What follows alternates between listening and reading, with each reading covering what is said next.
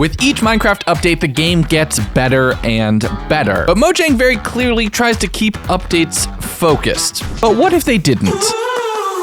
Better Minecraft is a pack which adds over 300 mods, tons of new dimensions, enemies, armors, and more. And we're gonna explore as many of them as we can in 100 days. And hey, really quickly, I'm gonna be starting a subathon February 1st over on Twitch. I will be live until the timer hits 0, and we're gonna record some 100 days videos live. So I'd really appreciate if you would come tune in. But let's get started with the chaos in a brand new world.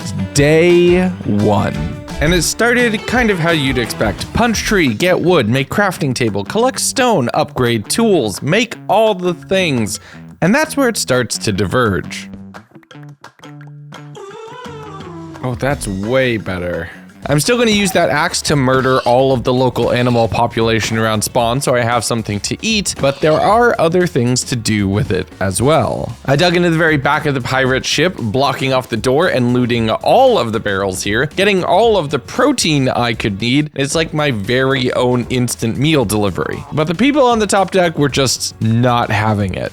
Thanks for everything, I really appreciate it. I slaughtered myself exactly 3 sheep, and then went to look to make myself a bedroll, but it turns out that makes sheets in this mod pack, so instead, I do have to make myself a good old-fashioned, plain, boring bed, but we're gonna dye it to make it interesting. I continued killing anything peaceful that I could see that could be turned into food with legs, finding a small wooden cabin right next to the river here, and it feels like a perfect place to start. With some vegetables in the barrels completing my balanced diet that I would need, I threw down a bed, looked around, and saw that there was a bunch of jungle with different structures to explore. I spent some very early time organizing the barrels that I had placed inside the house here, chopping down the trees immediately out front of the house, which is so much faster, heading out and getting a few eggs, which I used to torture the chickens who are now on my front lawn. All right, day 2, the first thing I looked at was, how do I get a backpack? How do I make portable storage? That's the thing that seems to get me in every mod pack, so it's what I want to focus on this time. I crafted myself up a boat and started using the river as my easiest way to explore inland, trying to see what other structures were around here and what I could potentially find. I did see a wandering trader who, by the way, was named after one of my patrons. The trades weren't exactly something to write home about, and there wasn't anything hidden inside the bamboo cart, but some raw bamboo plants nearby is going to be a renewable wood resource quickly. There was some hay bales sitting on another small little island with some other fruit and supplies in the barrel, which I made sure to grab, continuing along, fighting my very first zombie in this world, and then checking out this red and white tower. At first, I thought it was kind of a lighthouse, but it turns out it's something else. The bumble zone. Oh, that's going to make Syl so happy. But I continued looting the tower, picking up all of the supplies before getting to the chest and the other very important thing at the top. But I wanted to check out the hot air balloon looking part of the tower, heading up, finding a few beehives. That ties to the whole bumble zone thing that I'm guessing this wants me to go to. But we should really take on the overworld before we're heading to any other random dimensions, because every single structure here is probably trapped, even when it's as simple as a well with the chest down underneath.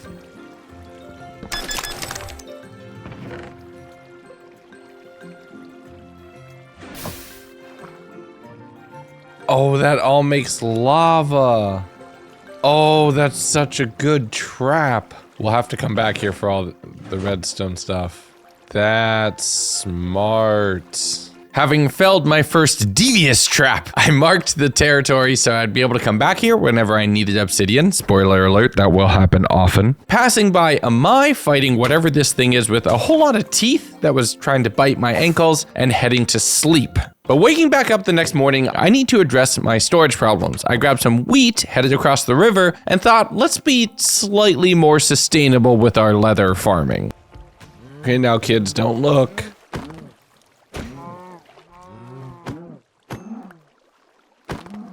But once I was done with the cows closest to my home, I moved south on land, finding a few other cows and repeating the same process. And while it wasn't enough to make a backpack, it's at least a start. I continued exploring on, finding some small ruins and other small ambient structures, just to make Minecraft feel a little bit more alive and not as a completely empty world that you are the first person to set foot in. Granted, not all of them make sense. Is that just a spire of copper? It is. Unfortunately, still just as few uses as in vanilla Minecraft. But without any other animals around, I continued up and over the mountain, thinking maybe there were a few that spawned up here out of reach, but unfortunately no. I dove down the waterfall so I can make it back down to the river using my boat to cross the stream, return back into my home, do a little bit of organizing of all of my loot, throw some eggs at some chickens, and call it a night. The next morning, I jumped back in my boat, heading up a different branch of the rivers near here, and finding myself caught between two very different structures with very different objectives for me to explore. Okay. I mean, okay.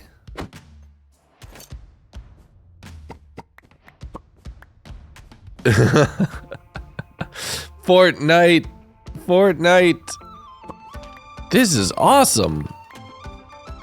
Don't forget about our Discord server from Kate. Adora Build Structures mod. Hey. Well, thank you. I appreciate it. I thanked the people who made me this wonderful house by stealing all of their books in their entire place, which will probably be useful, heading across the river and getting a very different welcome.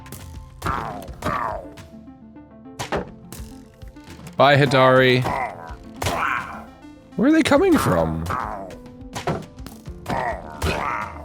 This feels like an angry place. Oh, yeah, angry place. Oh, nope, it's time for us to leave. People ask, how do you stay alive in hardcore? And it's knowing when to quit, honestly. It's knowing when to get out of a situation that is beyond your control or that you don't have the gear for it. And that very much falls into that category. I boated my way back towards home. Just taking stock of everything I had already collected from the Fortnite house, labeling everything with the different categories that I was keeping it, just to try to stay organized. I know it's gonna fail eventually, but just to try. And the following morning, I finally had enough to make myself my backpack, but it came with a catch. Oh man. Backpacks are tiny in this mod. So if I'm gonna be expanding this and having any meaningful real storage available to me, I'm gonna need a whole bunch of iron and gold. I dove down into a few nearby caves, finally finding one that seemed a little bit larger with some massive cobwebs hanging off on one side. I'm not gonna deal with that. Fighting a few zombies in the dark because I had forgot to bring any torches. I used a flint and steel to light the stone to make enough fire for light so that I could see what I was mining through, having some of it carried away by the water and some of it finding its way into my pockets pretty easily. I did briefly consider heading down into the more spider-infested areas of the caves, but then my logical brain kicked in and I decided, nope, that's probably not the way to go just yet. I jumped back in my boat, continuing along this leg of the river, which actually led me towards a village, which would be a really useful spot to put down roots for a little bit and see what I could find. And it helped that the underground was very cool. But before I can go caving some more, I needed to go through the village, stealing anything that wasn't nailed down, finding myself a place to sleep inside of one of the houses by kicking Avi out of the bed and claiming it for myself. My thievery and mischief continued into day 6, where I was stealing all of the hay bales that I found around here before putting down some water and using that to descend into the cave. I smashed any pots I could find around here, doing my best Link impression, and then bopped a zombie into some lava, watching them scream to death. Man, I can be evil sometimes. But I picked up a little bit of iron and lapis and other ores, heading around a corner and finding a brand new structure. Oh? What is this? Okay. Inside the chests was mainly cobble and stone, a little bit of bread, some apples inside of the prison cells that they had here, and it feels kind of like a stronghold, but there's no way this is a stronghold, right? It's definitely adjacent, and the central room gives you some pretty solid vibes of what this really belongs to. Getting some upgrades to all of my kits, some golden apples, yeah, I'll take this. This is a trend you're going to see a lot in this video. There are hundreds of structures to explore, all of which have a ton of loot inside. I continued working out, finding a spot where the actual structure backed into a cave that was just covered in glow lichen, which was really interesting with shaders on. That had a few more ores that I could go out and excavate and explore, but as I was continuing to explore out through the tunnels, I'm hearing mob sounds beneath me, and I know I need to get there, but I haven't found a clear path. Oh, illegal enchantment. Okay. Collection. I have so much stuff. So now that I was at the point that my backpack was overflowing, I did finally find a trap door down, but dropping a torch triggered a trap, which told me this might not be where I want to go right now, or at least not jump into head first. I used some cobble to bridge my way downward, emptying the dispensers before figuring out that the trap also opened the door. There's a bunch more diamonds in there, more golden apples, so yes, this is worthwhile to explore, but I'm taking it extremely carefully. The next way down had a ton of cobwebs, which had me really afraid of potential spider spawners, so instead I turned around, doubled back, and destroyed all of the sticky pistons here just to get all of the redstone components from the doors, because that might be useful in some farm later. I then headed out of the structure into the cave itself, picking up a whole ton of raw iron as well as a lot of coal so I could use that to smelt, having to fight off a few zombies and other mobs that were just being a pretty consistent nuisance. Once I had about 40 pieces of iron, which was more than enough for what I needed to upgrade my backpack, my tools, and have a bit more spare, I climbed my way back up into the water, and right as the sun was rising, I insisted on sleeping, which maybe saved me,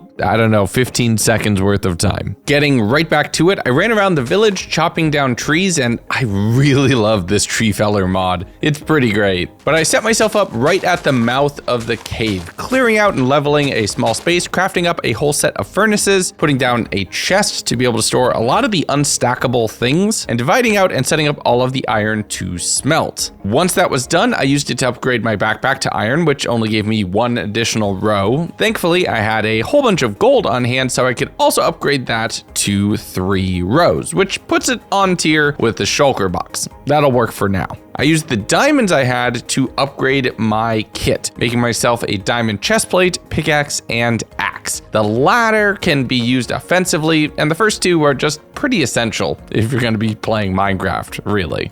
Now feeling a bit more confident in my defenses, I returned back down into the structure, digging into and blocking my way down into the spider area, using a sword to clear out the cobwebs, and then mining out all of the doors because I don't trust the redstone here. I ended up mining behind this one piece of chiseled stone, and, well, oh wait, no shot. I thought there'd be lava behind there. Hold up.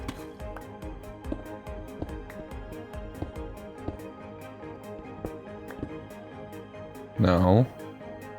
That's gonna look so sus in the final video.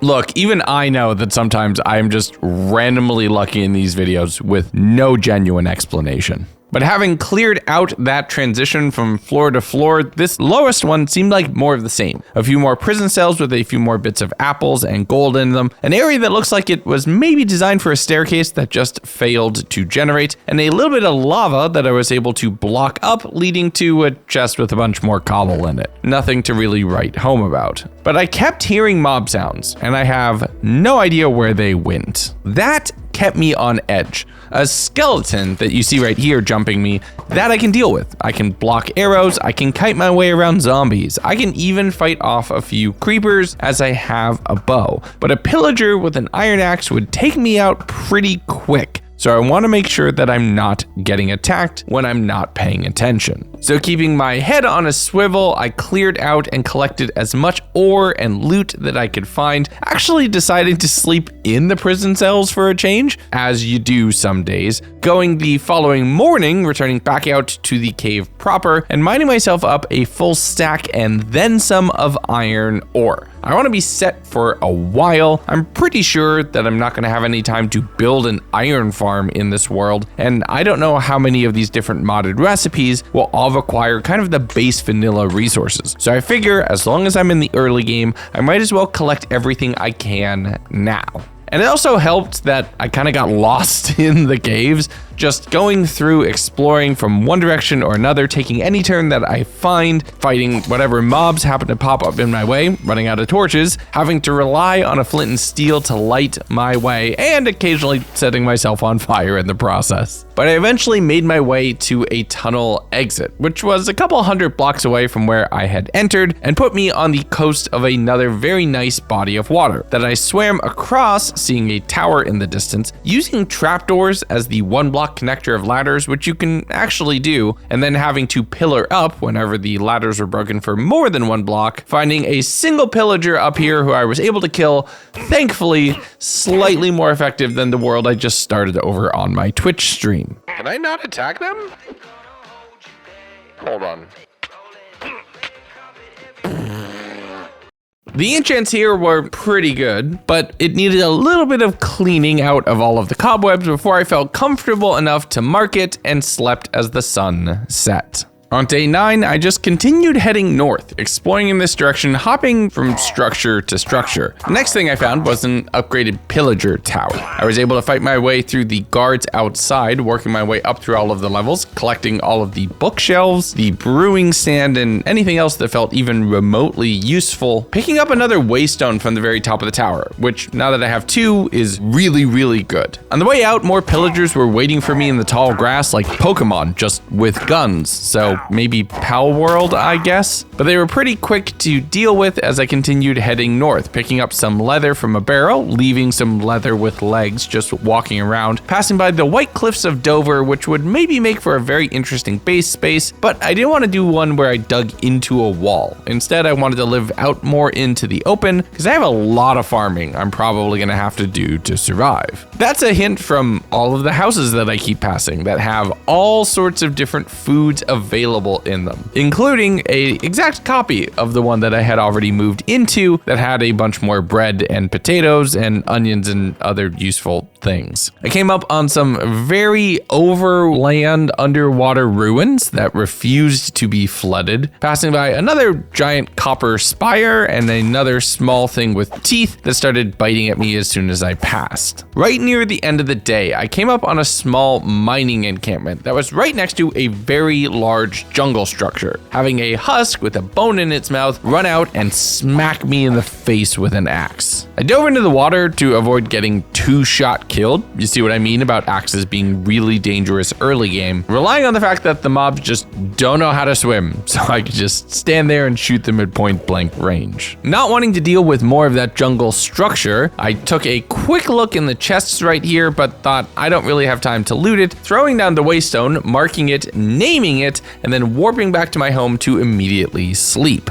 All right, day 10, we are 1/10 of the way through this adventure, or at least we will be by the time the sun sets. I smelted up a lot of the raw ores that I had just so things could be able to be stacked and stored more conveniently in my very limited storage so far, investing a little bit of time into crafting and breaking down some different foods. I chopped up all of the raw vanilla variants into their Farmer's Delight versions, basically getting double the meat for free, and also you can use that to make better recipes that feed you better than eating the meat alone. But I still needed some very basic resources, so I headed out to chop some trees. That killed enough time that all of the iron had smelted, so the furnaces were now available to make things like baked potatoes, bread, and I could go ahead and craft up a couple more golden apples just so I'd have a bit more healing in my back pocket. Going into the next morning, where I warped back towards the mining camp, and I'm here this time mainly for all of the resources. There's just full-on gold blocks as decoration in this structure, which is one thing, but a ton of iron ore and raw iron blocks just sitting in piles around as well. This means that by just looting this place, I've basically doubled my ore inventory, and if I can very carefully clear out the remaining husks from this structure right here, I'd be willing to bet that there's some other goodies waiting for me in the dungeon itself. And the best weapon I have against these zombies is parkour.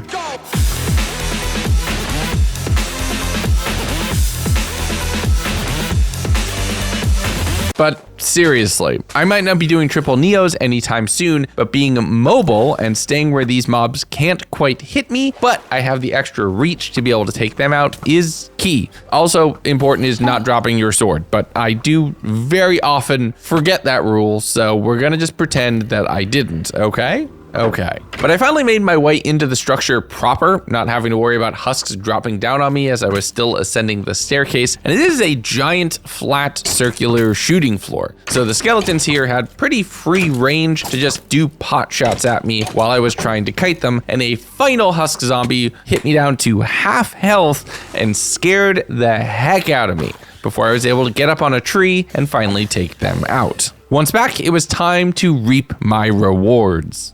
Oh, this is a lot. I did get jump scared by one final skeleton who was a little late to the party. Maybe they didn't wake up on time for the battle, I guess. But after clearing them out, I realized there was a second floor, which I needed to light up because now it was dark enough that just normal vanilla mobs were spawning, and they want a creeper to blow up all of the treasure in here. There was a lot, from bones, enchanted books, gold, records, armor that's better than what I have already, so I could get enchanted stuff. And if you're thinking, oh, he's already in enchanted armor and diamond gear and it's barely day 11, let me tell you, that's barely getting started when it comes to better Minecraft. There is so much for me to unlock here. But my gilded backpack is already overflowing. So I slept right here and then spent some time the following morning trying to organize and prioritize and compress a lot of the loot that I found to see what's useful. There's a bunch of iron ore that I could turn into raw iron. I'm looking at the different enchants and all of the different armor to see what is the most essential things for me to take home. And even then, the entire backpack is full and I have a row and a half of loot just in my inventory, and I have to leave a lot of stuff behind. Not to mention that there's another dungeon right underneath this thing that I haven't even looked at yet. But I ran back towards the camp where I was able to combine a few sets of the iron gloves to get an Unbreaking 3 copy. It's just a flat half a point of damage, but it's good. That comes from the Aether mod, by the way, another dimension in this pack, which I don't even know if we'll get to. There's so much to explore. I swam across the lake right here, fighting off a few very squishy sounding zombies and an enderman who refused to take a bath, finding a few more structures just a little bit further north, a stone jungle pyramid and a wooden end city, which turned out to be a little bit more local. Oh, this is a village? Oh, this is amazing. Oh, this is amazing. So you know how my backpack was already overflowing? It's about to get so much worse. There are so many things to collect here, and the fact that this is a wooden city feels really not smart if it weren't for the fact that they have a few lightning rods installed on top of all of the towers. But as I finish looting up all of the treasures from the upper rooms of this city, it's leather that I'm really hankering for, which would allow me to make a second backpack and actually be able to store all of this stuff. No, it's not. Gimme. I slept here in the village and headed down the spires thinking, let's do a little bit of trading, turning a lot of the coal into emeralds, which I actually had the inventory space for, and then heading up another tower, which I hadn't even started to have looted. Oh my, I need inventory space. Okay, let's just try to figure this out. But it was about here that I realized that there was a way for me to get leather, and it was dependent on the loot that I had already found. I made myself a cutting board, which normally you only see me use when I'm making food, but you can hit leather pieces of armor with shears to get pieces of leather. I was actually one short, so I tried shearing rotten flesh, which didn't work, books, which also didn't work. I needed to find a single piece of leather armor. Going back and doubling back through a few of the loot chests, I found a pair of pants that I was able to then take and craft together with a chest, make myself a new backpack, immediately upgrading it all the way to gold, so I had another 3 rows of inventory to work with. This meant that I could finally go back through the whole city again, this time actually able to take a lot of the things that I had found useful. And for a while, I thought maybe this will be where I actually set up. So I tried to make a few safer drop downs so I could make and navigate my way through all of this elevation before realizing that this would probably kill me if I was not careful, and it shouldn't be the place that I call home. So since I'm not gonna live here, I tried to finish looting this place on day 14 when I had something which kind of broke my brain. Wait.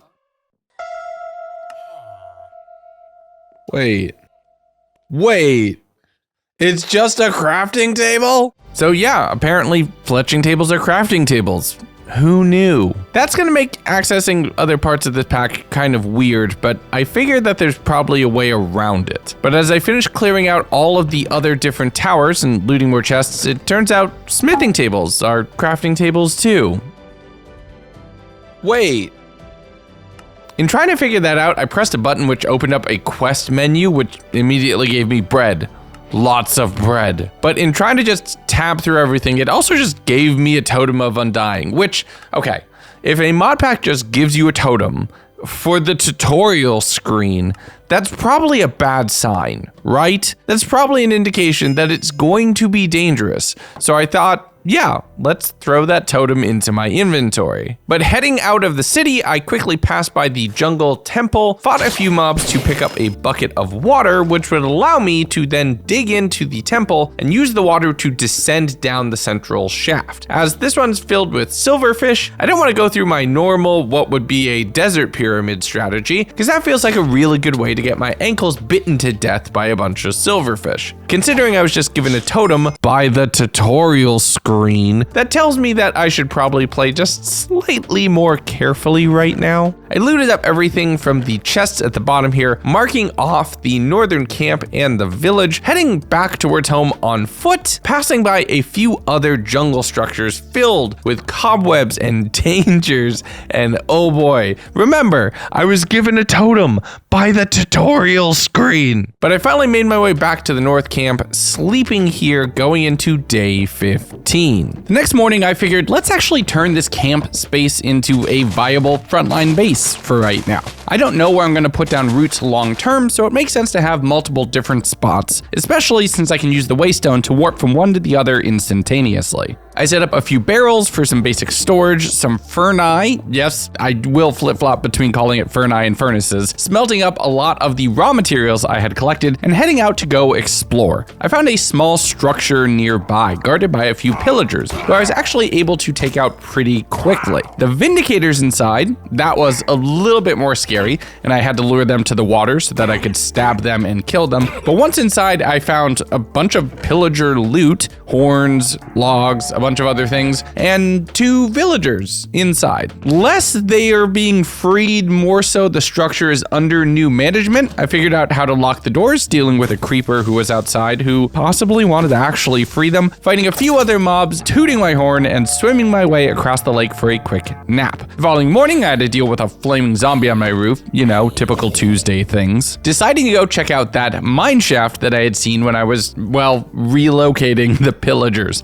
Reorganizing. It was a reorg, a company reorg. You've all been through those, right? But heading downstairs, I found a bunch of TNT minecarts, which I was able to disable by hitting them with a sword. Don't think about it too hard. Picking up a little bit of food from the loot chests around here and fighting off a few mobs. I saw an enchantment for comb cutter, which makes me think that that's gonna be useful later. Finding a few rascals, giving them a little bop, but not really chasing them down too actively. Finding instead a big deposit of emeralds right here at the end of one of the mineshaft tunnels, who I was able to collect and secure. Now this place is packed with creepers, and the fact that it is a very green mineshaft to begin with means that they're pretty camouflaged, and I have to play this carefully. And it turns out, even though I was just casually punching them, the rascals had a lot of loot for me. The pickaxes are somewhat underwhelming, but the bundles themselves are really useful, so I decided to hunt them down for the remainder of the day. Picking up a couple extra bundles, and look, they're still fine pickaxes. They're just not diamond. Having satisfied my loot management goblin ways, I made my way back up the mineshaft, and since it was so dark, went in with my new, employees to have a quick little sleep. The following day, I continued in a northeast direction, heading through the jungle, having to deal with a bunch of the different overgrown mob variants, taking a quick pass through a more savanna-like border area, killing a few cows in the process, and doubling back to a large jungle temple here with these little totems around all of the walls. I headed down and disarmed the traps. Everything is trapped in this mod pack. Everything has arrows that really want to shoot you, and also tunnels that really want to squish you. And apparently, also dripstone that really wants to smash you in the head. Yeah, I'm getting why this pack gave me a totem in the tutorial screen. I'm gonna keep hammering on that. There's nothing you can do to stop me. But I found some emerald blocks and other goodies here, realizing that this is some kind of puzzle. So I tried throwing a couple different items into the cauldrons here based off of what was on the actual item frames. That didn't really give me anything. Instead, I threw an iron ingot in front of the raw iron block, finding a room with a treasure chest inside. I opened it, and that flooded the room. I was able to just swim out, so it's not the most lethal of traps, but everything in this world is trapped, I tell you. Not really knowing where to go from there, I doubled back and headed out and around, passing by a small set of stone statues, mining and finding a spawner underneath one and a chest underneath the other. Oh, yes. Oh, that's so good. That trident's really fun, but I'm gonna need to wait to find a mob that won't die in one hit to see what I can actually do. I saw an abandoned nether portal right here though, so I quickly just chopped down a tree and used some of the wool I had to take a quick little nap, focusing on setting up all of the obsidian, and it's time for everybody's favorite joke.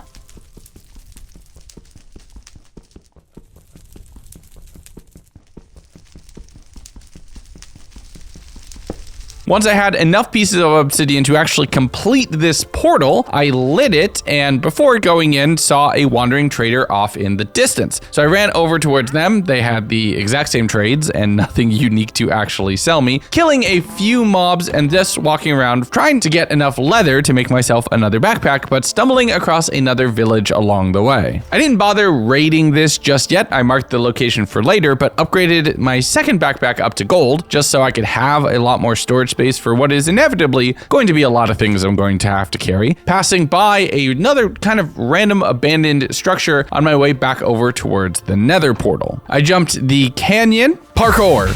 I'm a master. Putting down the bed and taking another quick nap as soon as the sun set. And on day 19, it's time to go to hell. I spawned into a mushroom-covered ravine. Digging my way out, this is a mycelium-infected mushroom hellscape. Now, not the mycelium-infected mushroom hellscape I had promised this video to be. If you watched to the end of my last one, you knew what I intended, but that mod pack is punishing, and I think I'm gonna need some help to take it on. Great, more mushrooms. But I noticed a fortress in the distance via my map, so I at least had a heading. Along the way, I came across a random spawner. It was spawning striders, actually, but there was pig step in the chest, so it was pretty nice. Knowing which way I had to go, I was able to just beeline straight out of the mushroom forests, loot any of these small little dungeons and structures I found, and then found myself bridging over one of the bridges of a fortress, having to take out a few wither skeletons at range so I wouldn't be withered down. Now, these are a bigger, badder version of fortresses, meaning that it's not just the loot that you find up here on the top level, even though that can be really awesome.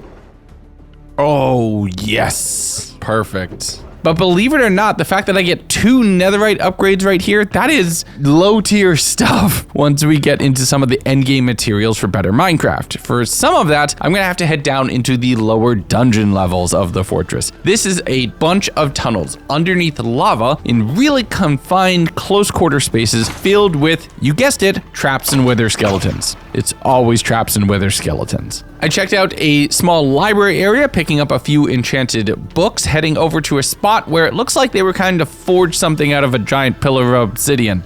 I'm sure there's no lore-related reasons for any of that. Getting a few more bits of obsidian and some netherite scrap in the chests. I checked out the armory that I saw right here. None of the swords had any really cool enchants on them, so I just left them be, doing some long-range combat with blazes down one of the tunnels, and finally starting to realize what that poison trident can do. But the interesting thing here was one of the corridors of the Nether fortress doubled in and intersected with one of the tunnels for a Nether mine shaft. Now these can be really, really good. They can also be really, really cursed with the way that they generate. But in the chests, I'm finding a ton of coal, a bunch of nether wart. There's obviously all of the soul sand that I can collect. The wither roses and the blocks of coal are all really good for just some long-term sustainability. Near the center of this structure is a room that is just filled edge to edge with nether wart, which I can harvest and is way more reliable than me finding nether wart in a fortress, which seems to be really unlucky for me. Finding a blaze spawner in a nice confined space that I can take care of blazes one at a time. But it actually all intersected in with something that was spawning piglin brutes constantly. It had to be an actual spawner, as I never seemed to run out of them. I tunneled really hard on just trying to kill brutes faster than they were spawning, and it ended up breaking my iron sword, but I had more than enough diamonds that I could finally upgrade it, and even with that extra damage, I still wasn't outpacing the spawn rates. And I wasn't able to get any closer because anytime I would stand on the blocks, they would stab at my ankles and take me down to a heart and a half of health. So I took a little bit to just recollect my thoughts here, making myself another backpack and going through both of the upgrade tiers to get it to gold, just so I'd have the storage space for everything that I was finding around here, fighting a few stray blazes and then making my way back towards the blaze spawner to do some dedicated time of just killing blazes to get enough rods. I was trying to increase the size of the area so I'd increase my spawn rates, but that did make it get a little overwhelming at times, so I actually had to double back and bail out of that spot, making my way back towards the Nether fortress and then heading back through the tunnels. Seeing another piglin, this one inside a prison cell, and they weren't very happy to see me. I originally thought let's barter with this one right here, but it is only one piglin, so...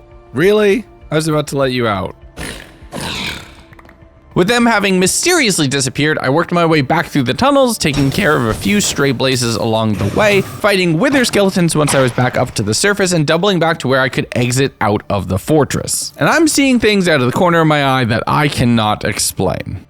What the heck is that? Good news is, though, they're also right in front of me, and it turns out to be something that shoots the souls of dead animals at me. I don't know what exactly was causing this, but my projectiles were hitting their projectiles, and I kept hearing horse death sounds. And if that wasn't scary enough, I found a wither skeleton riding a giant skeleton horse. I was able to kill the rider, and the horse persisted and wasn't hostile to me. So it made me think maybe, just maybe, I could have a really cool ride here in the Nether. So I had to go down to where I had trapped the horse on a cliff, excavating a small cavern space to be able to lead the horse into that I could safely ride them to attempt to tame them.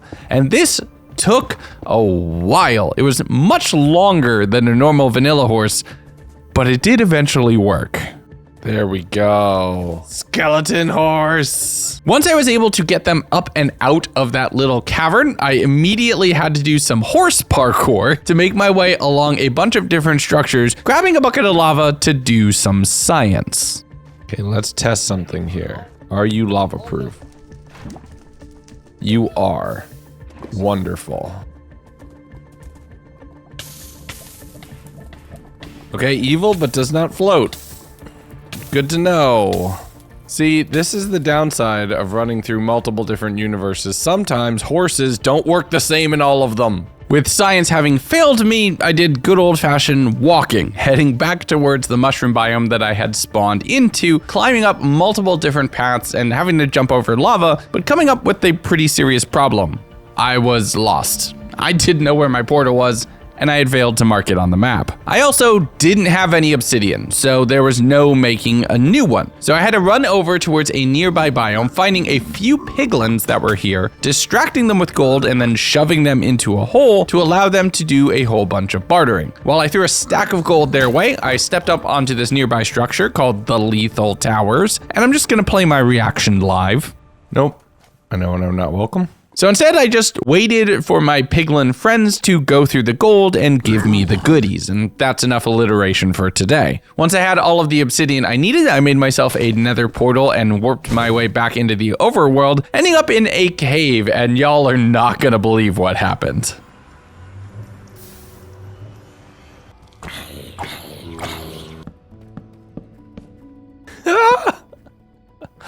No way.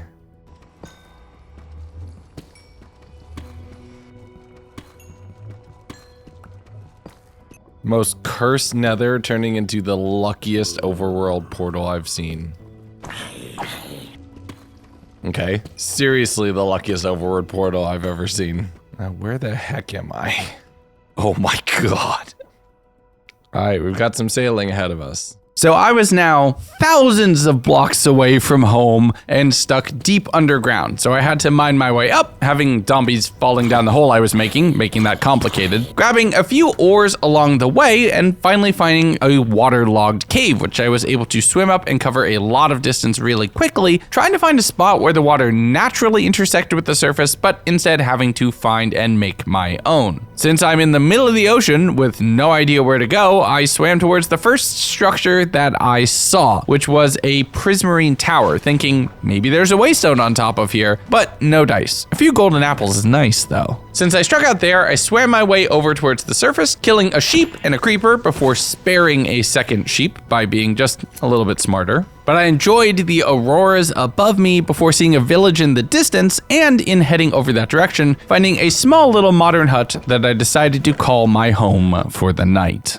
Now, a little bit of behind the scenes. I don't feel like sailing back. It's gonna take way too long. And normally, I make the recipes for waystones way more expensive, just to make sure that I have something to work up to, and it's not this easy way to just zip around. But we're running vanilla better Minecraft, which means it only costs a couple flint and an ender pearl, a few pieces of obsidian, and an emerald. So I need to find all of those things. The flint was pretty easy. The smithing table that's actually a crafting table allowed me to make the Abyss Watcher, which would get me partially home, but I don't want to use it just yet. To make the waystone, I need obsidian. So I checked in my pack, but it turns out I only have blue obsidian, so that doesn't work. And I saw what I thought was a little bit of lava on my map back the way I came. But it turns out it's only some fire lichen. Fire being the operative word though. Ow. Oh no. Okay. That sets you on fire. That's good to know. Right next to that though was the entrance to a mine shaft. So I dug my way down, fought with a few creepers and a chest minecart just blocking the gateway, heading down the main corridor, doing a little bit of looting, grabbing whatever I thought was potentially useful, and finding a single block of lava, meaning I get to do my favorite joke all over again.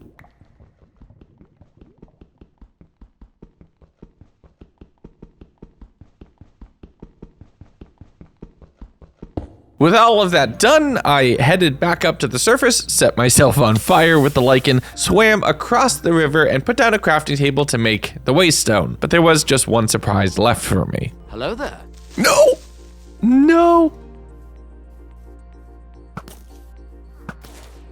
Oh, that was so close. Now back home, I made myself a few barrels here in the house and then warped my way back over towards the mining camp. I'm starting to think that this is probably the most viable location for me to base in. At least it's already open land, it's got enough space, and I can throw down a ton of barrels right here. It kind of visually makes sense in the space and will allow me to have enough storage to actually hold everything. I did multiple trips back and forth from my first little cabin that I had taken over to the camp itself, and then decided, wait a second, there's a cool looking dungeon right next door to this. Let's go live in there. Putting down the waystone here, replacing all of the barrels, and starting to think about what I'm going to do to decorate this bottom floor. It's a nice big space. I can label all of the barrels with different item categories, and I just started organizing. And you know what? Let's make this look really artsy. Beck, cook.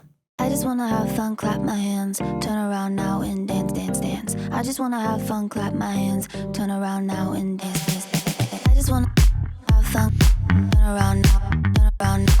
I just wanna have fun, turn around now, turn around now. I just wanna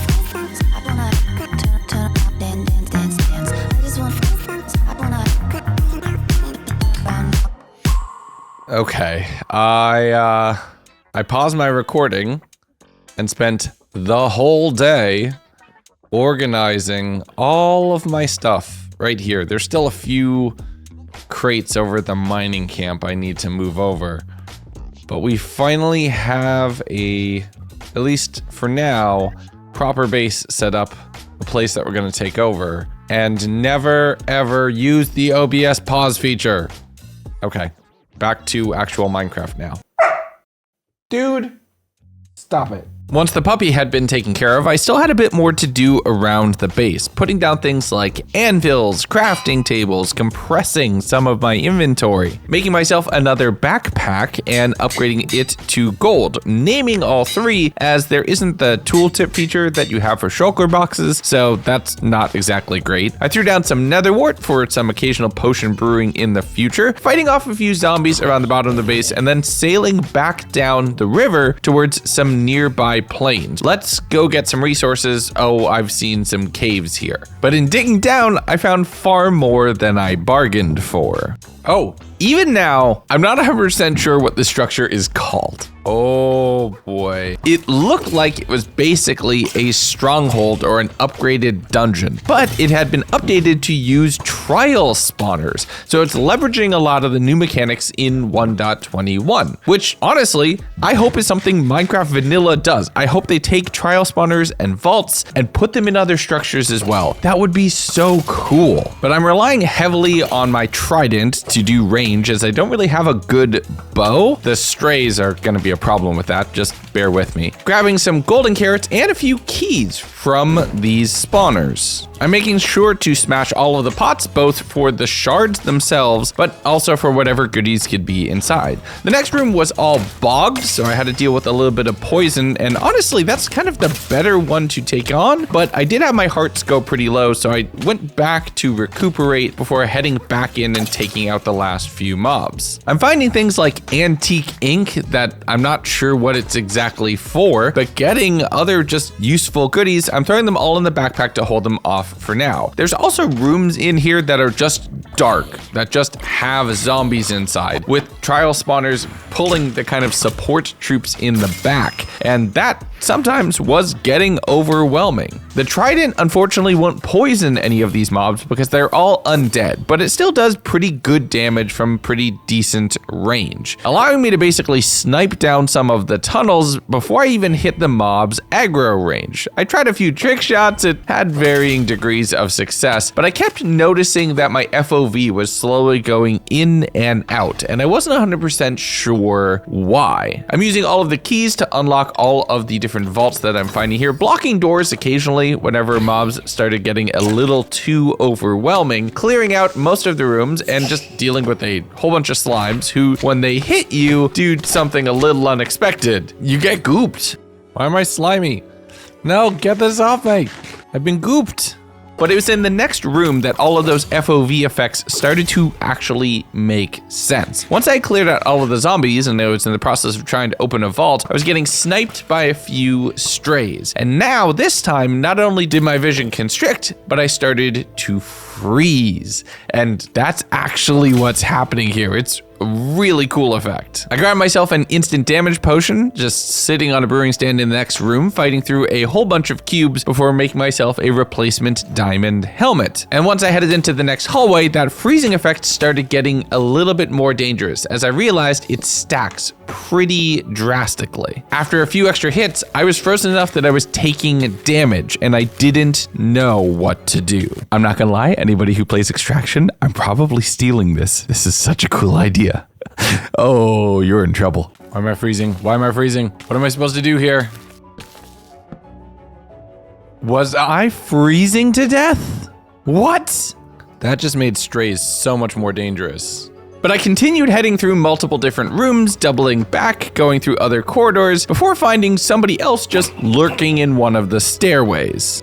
Why are you here? So it turns out this structure isn't just one structure. It intersects with another copy of the dungeon that I had gone through earlier. So since I knew this one, I grabbed the gold block from the very center and checked around, figuring out that there's actually staircases down here. That's on top of some library rooms and other areas that intersected back into the first dungeon that actually had all of the trial chambers, had me kind of lost for a little bit. I was doubling back and forth, just trying to figure out where I needed to go. I blocked off the lava to get the underwhelming cobblestone loot, heading down the staircase that hadn't generated in my first version of this, finding a few cave spider spawners with a ton of spider webs that I immediately blocked off. No, thank you. Outside of one of the tunnels here, I used a little bit of water to enter the actual cave system that these structures were existing in, getting a bit of an idea of their actual scale via the very blocky kind of outer stone shell of all of them. And the mobs were being a pretty consistent nuisance. But after clearing all of those out, I rounded a corner and saw a few polished tough bricks exposed, which made me realize that the thing I was in wasn't a trial chamber. That wasn't even the trial chamber? That was another dungeon that used trial spawners? Also, why is my cape very messed up? This is wild.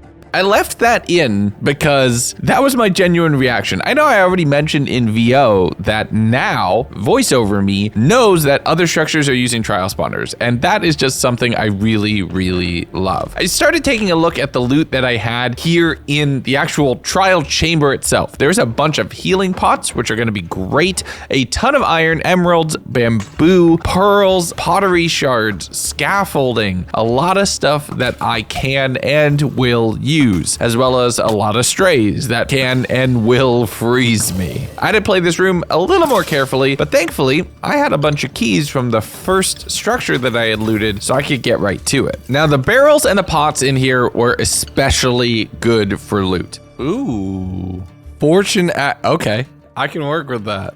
In a normal trial chamber, you get about 8 containers to actually loot, so it's not really that game changing. There's about 12 containers per room in this structure, so I'm getting an intense amount of pearls, honeycomb, scaffolding, iron, and bamboo. That is all normal vanilla trial chamber loot. It's just the frequency that's making a massive difference here. There's also a ton more spawners, including some populated with mobs that feel a little overpowered. Oh, that is mean. So I actually doubled back to my starter room, barricaded the door, put myself up high enough that the potion throwing couldn't hit me, and took out the first few witches. Who does that? Who puts a witch spawner in a trial chamber? You are mean, my friend.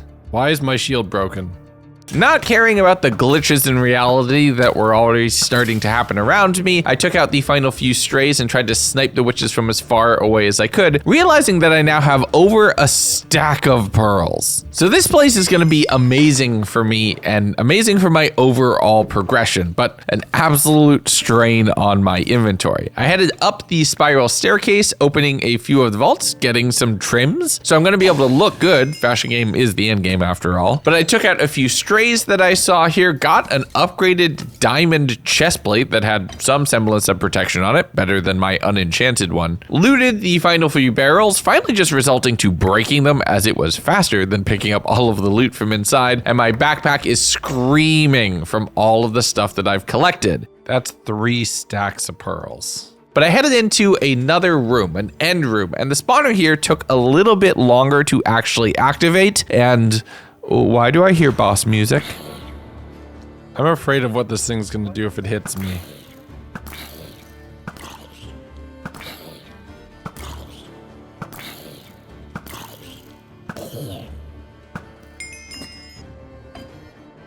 Oh. Is this a boss room? Sharpness 3. Ooh, we gotta hold on to that. Come on, give me the mace. Give me the mace. Yes! Oh my god. Yes. Okay. I'm not gonna mind the fact that my cape and my shield continue going further away from me. We need to get a breeze rod now. I don't care about anything else. The rest of this adventure is on pause. I have to say, having what is basically a boss spawner that, from as far as I can tell, will spit out an ominous key every time is the one thing that was missing from a vanilla trial chamber that I didn't know I needed. Getting ominous keys is great. Having to fight a bunch of mobs to do that is also great. But having to fight a boss to get one, I don't know, that just feels more satisfying. But with a heavy core in hand, I have a completely new mission. I'm working my way through as many of these rooms as possible, getting additional tridents, getting blocks of emerald, copies of trims, multiple ominous bottles, more. And the one thing that I can't seem to find is a breeze spawner. There's a ton of different skeleton variants. There's even iron golem spawners, which don't make any sense, honestly, unless they're expecting you to fight iron golems, and I don't want to die. This is hardcore after all. But after picking up dozens of vaults, nothing was spawning breezes. I even found another boss room with a boss tier skeleton that I did kind of just bully into a corner, stick into a cobweb, and stab repeatedly until they died. Okay, boss key, nice. Give me something good. I'll take a block of diamonds, sure. I need just one breeze rod, right? Yeah, I need just one breeze rod and I can be done. Spiders. I don't want to risk that. Iron golems? No. That's a good way to die. Sure, because why not? Why not just add sponges to drowned? There's a drowned wing. Of course there is. Nope. Okay, if this is water, maybe another section is air. I don't even need to loot the barrels anymore.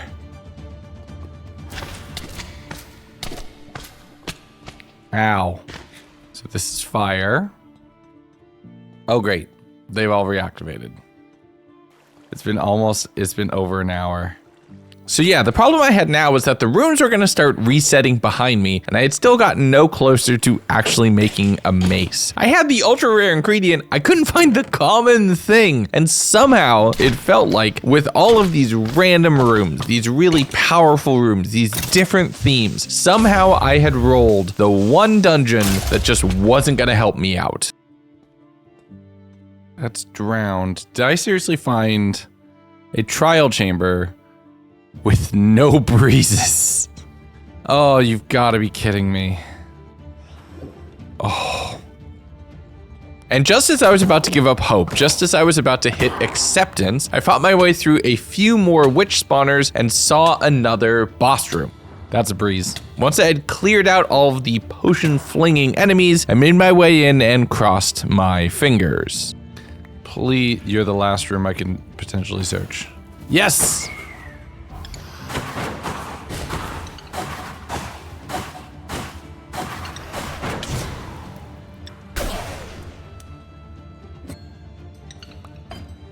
They really treated that like a boss.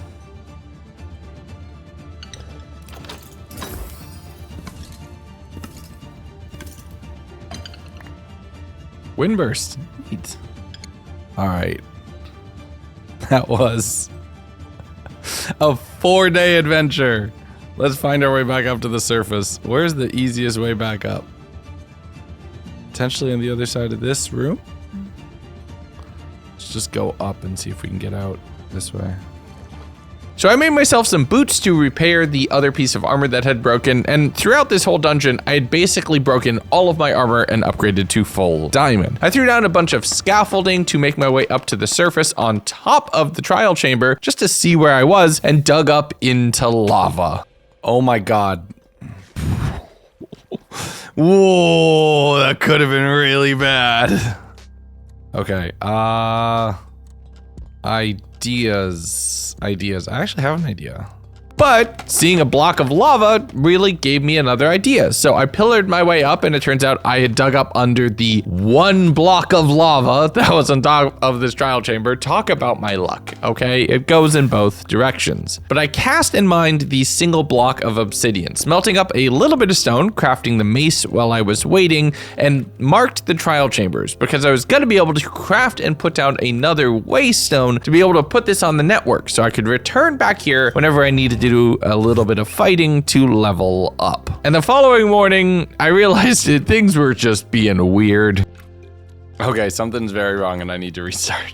Okay, things are back to normal now. Once I had repaired the placement in reality, I went through and just started organizing. I had more loot than I could fit in all 3 of my backpacks, mind you, even though I had even compressed things down, like all of the ender pearls, into block form. But to go through and do all of this, since the backpacks don't have any sort of GUI, I had to drop them off into a barrel as I was working at it. I had a ton of potions that I could use to upgrade. I had a ton of food options. I had a bunch of upgraded armor that I could use. I needed to make entirely new barrels just for storing things like sponges that I had no place for. Doing this also reminded me that I had left a few barrels back at the camp, so I went and I broke those down to bring everything here, attaching everything right to a single storage location. And despite everything I had done, some barrels were already overflowing.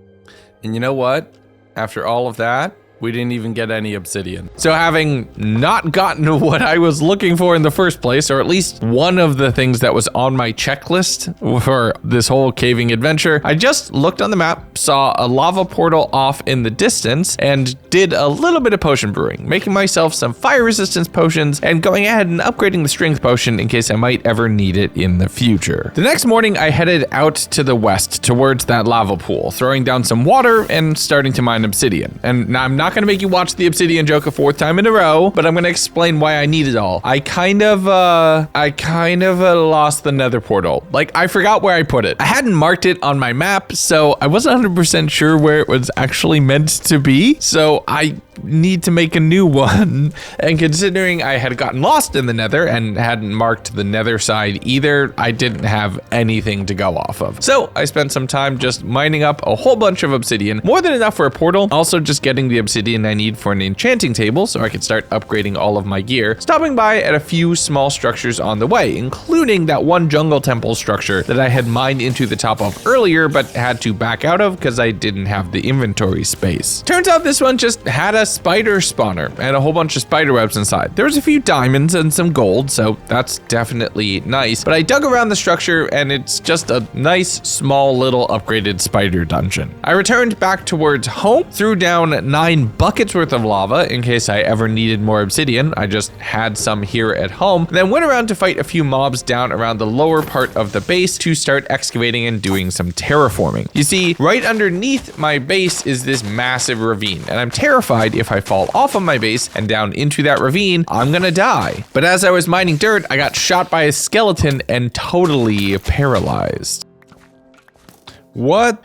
Paralyzed? That is just another thing from the bumble zone. We'll get to that eventually. There is so much to do in this mod pack. But I just spent the night of day 31 just excavating dirt. I took a quick little nap because the skeletons were starting to get annoying, grabbed a set of shears and headed down to the surface, shearing up a whole bunch of leaves so that I could use that for building and clearing out the final few mobs that were around here. Chopping down trees, I had forgotten that it was gonna be that easy, so just felling full jungle trees in one swoop is amazing. Throwing down a pile of cobblestone and dirt to cover up most of the ravine, having my inventory just auto refill, which is a nice quality of life improvement. I had to be really careful here because I don't have feather falling, so if I fall, splat. That's going to be it. Once I had gotten to the point where most of the space was covered, and honestly, I ran out of dirt, I just made a small little cobblestone wall and then started spamming down torches, lighting up most of the area underneath the base itself, finding a small little cave that actually accesses down into the ravine proper. So I have a way down there for whenever I want to explore, taking some of those leaves and covering up the little 1 block gap that's right here so I won't fall out of my base down onto the ground. Now, the other reason I wanted a big open flat part of land was to make a little bit of a farming space. I threw down some additional light to make sure everything would be bright enough for all of the crops, and then just started hoeing the ground, dealing with a few zombies that were trying to get in my way. I'm throwing down multiple different crops here: onions, lettuce, potatoes, carrots, some pumpkins as well, and fighting the mobs that were continuing to be a problem, sometimes in mass. But I actually went so far as to even plant out some rice, which I needed to do not by all of the other crops, but over on a small little plot of dirt underneath the water. The following morning, I was looking at some of the decoration items that I could use to put up around my house, including a tree plug, which I'm not 100% sure what that's about to do, but I grabbed a whole bunch of jungle trapdoors to set up a little bit of a wall and access path into the farming area, having to deal with a few mobs just consistently and disrespectfully intruding on the farm. You're messing up my crops. I went ahead and used some of the bone meal from the ones I had just killed to grow a few of my plants, heading back up into the base and crafting up some books to make myself an enchanting area. I put down the full ring of bookshelves with the enchanting table in the middle, realizing I can put records down onto the ground and having these piles of books to allow me to decorate.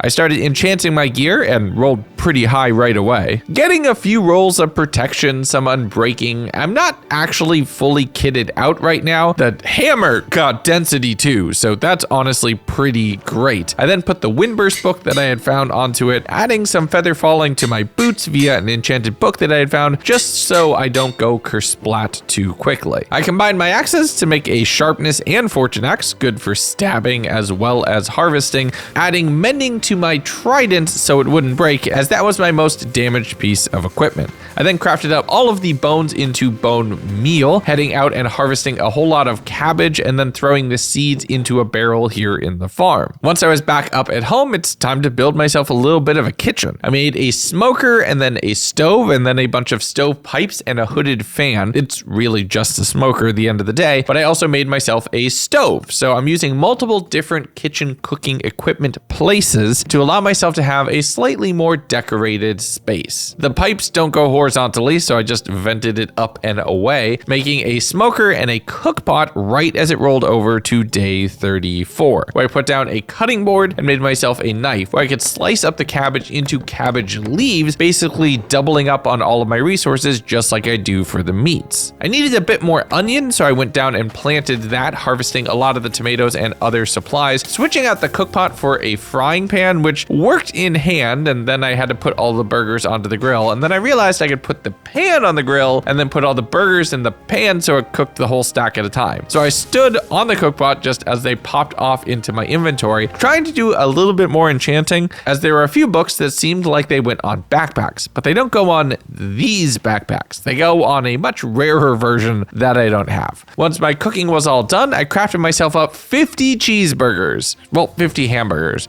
Cheese isn't in this mod. 0 out of 10. No, I don't love it anymore. Heading over towards the camp area to make a nether portal, not lighting it yet, and just focusing on the pathing to connect that into the base structure overall. But it was getting late that IRL night, so I went up and slept in both blocky and real life worlds. And the following morning, refreshed and re-energized, I was feeling bold.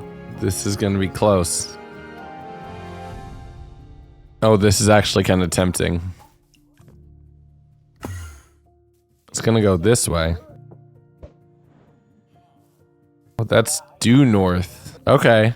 I think we're going to take advantage of our bad navigation earlier and use it to make good navigation now. So actually it kind of worked out in my favor that I had ended up so far west earlier, as it had made triangulation really easy. I stopped by any structures I saw along the way, picking up a bed, some meats, and some name tags, heading up and over the mountains, grabbing a whole bunch of lettuce and other items from the Farmer's Delight house right here. I jumped my way down the structures and saw nature taking its course.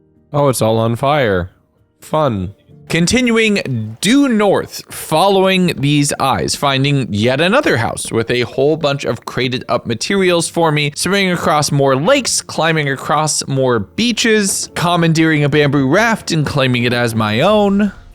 I'll take this. Gimme. Sorry. Really got to think how weird it is for some of these villagers that I just pop into their life for a few minutes and then disappear. But I made my way to land once more and ending up in what I thought would be this very cool shattered section of terrain. What is that? Why is that so red? It's just very red redstone, I guess. Oh. The tall vertical walls of stone and being so close to where the stronghold would generate made this a bit of a pain in the butt. The eye would regularly go inside of the stone, meaning I couldn't recover it and it was really hard to figure out exactly where I needed to go. So at one point in time, I just gave up and started digging down, dropping into a pretty big cave system with a whole bunch of mobs here that I needed to clear out to actually secure a bit of a beachhead and be safe. Having it be a big enough cave that I could actually throw the eye inside and continue getting a little bit of direction. I grabbed a few diamonds that I saw ore of. I grabbed a magma block so I could potentially work underwater. I was still consistently confused why the redstone was being so very red. I even tried to utilize my map to try to get an eye onto the stronghold, which I know some people don't always like when I do, but I don't want to waste 4 days wandering around here not finding anything. I did eventually dig my way in, and it took basically all of day 36. I'm going to skip the navigation in the stronghold itself as it was walking through a bunch of the same corridors, ending up right at the portal room. Being able to break that, resetting my bed spawn into the portal room for later, lighting the portal and jumping in. And just because I did this earlier and I kind of want to do it again, Sierra, cook.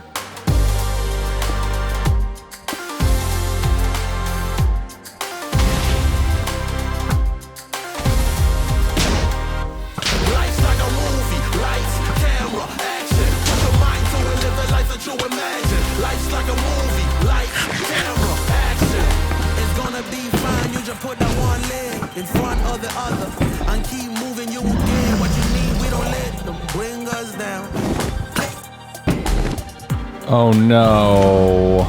So with my bow broken and perches being so short, I kept getting thrown up into the air. Thankfully, I had enough pearls that I was able to save myself from almost certainly lethal fall damage, but it didn't help that the fight was dragging out. I was able to get a few trident strikes here and there whenever the dragon passed between me and a pillar, so it had something solid to hit in case I missed, but all it took was one mistake to lose this weapon, and I had to be careful.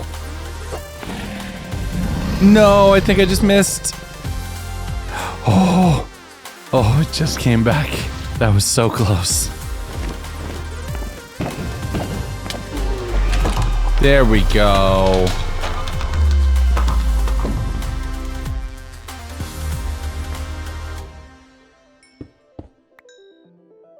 What can you use the scales for?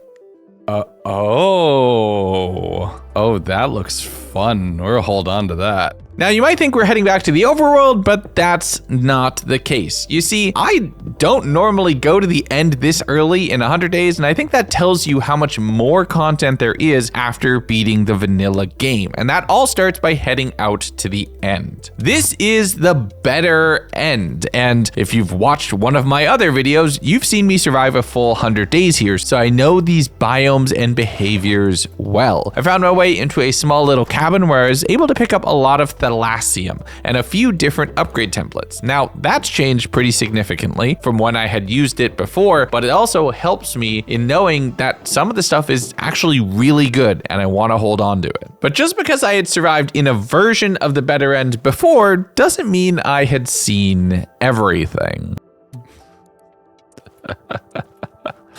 I deeply appreciate this. This is actually quite funny.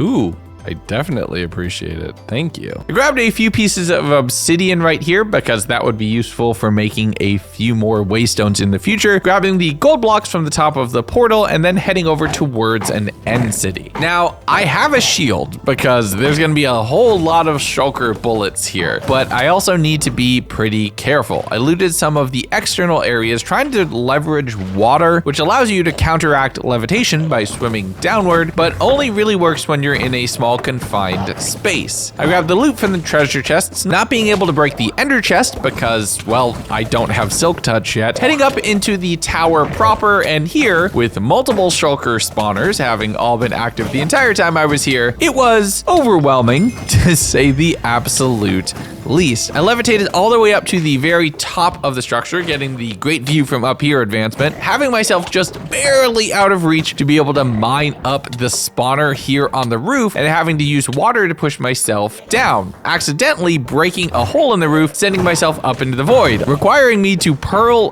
back in, break the spawner as I was levitating, having to chug golden apples while taking out the shulkers here in the very top, trying to just scavenge up blocks and finally secure the entrance to this room. And then it's time for the loot. Thank you. Thank you. Thank you. Thank you. Perfect. Now we can get some stuff done. Oh. You can't put it in the backpack. Interesting. See, other mods had not thought of that.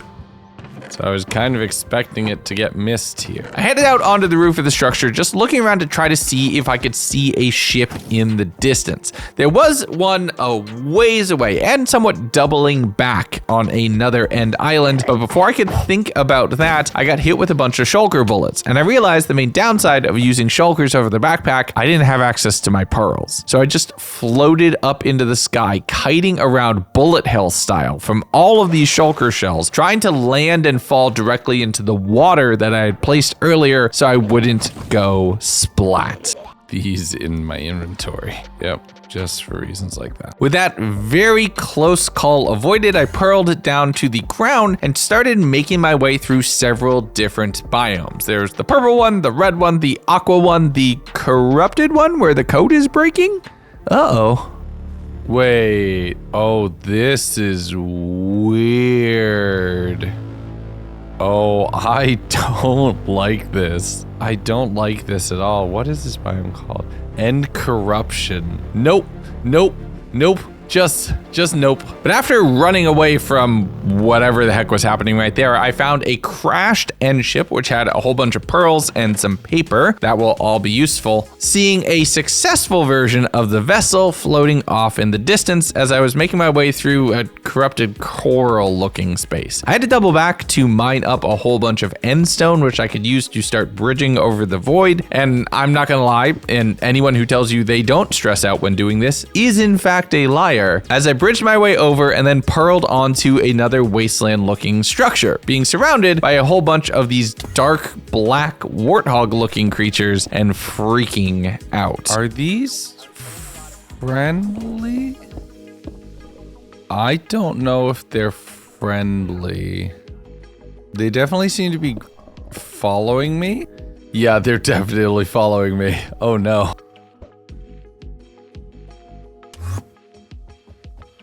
Yep, they're hostile.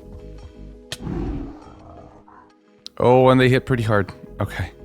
Need to get away from all of... How do I do this? How do I get away from them? Okay, a couple hearts of damage while I'm in full protection 3 means they actually hit pretty decently hard. That's not great. Problem is that there's so many of them.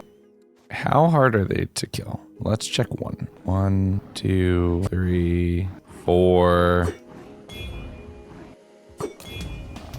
5. An ender warthog.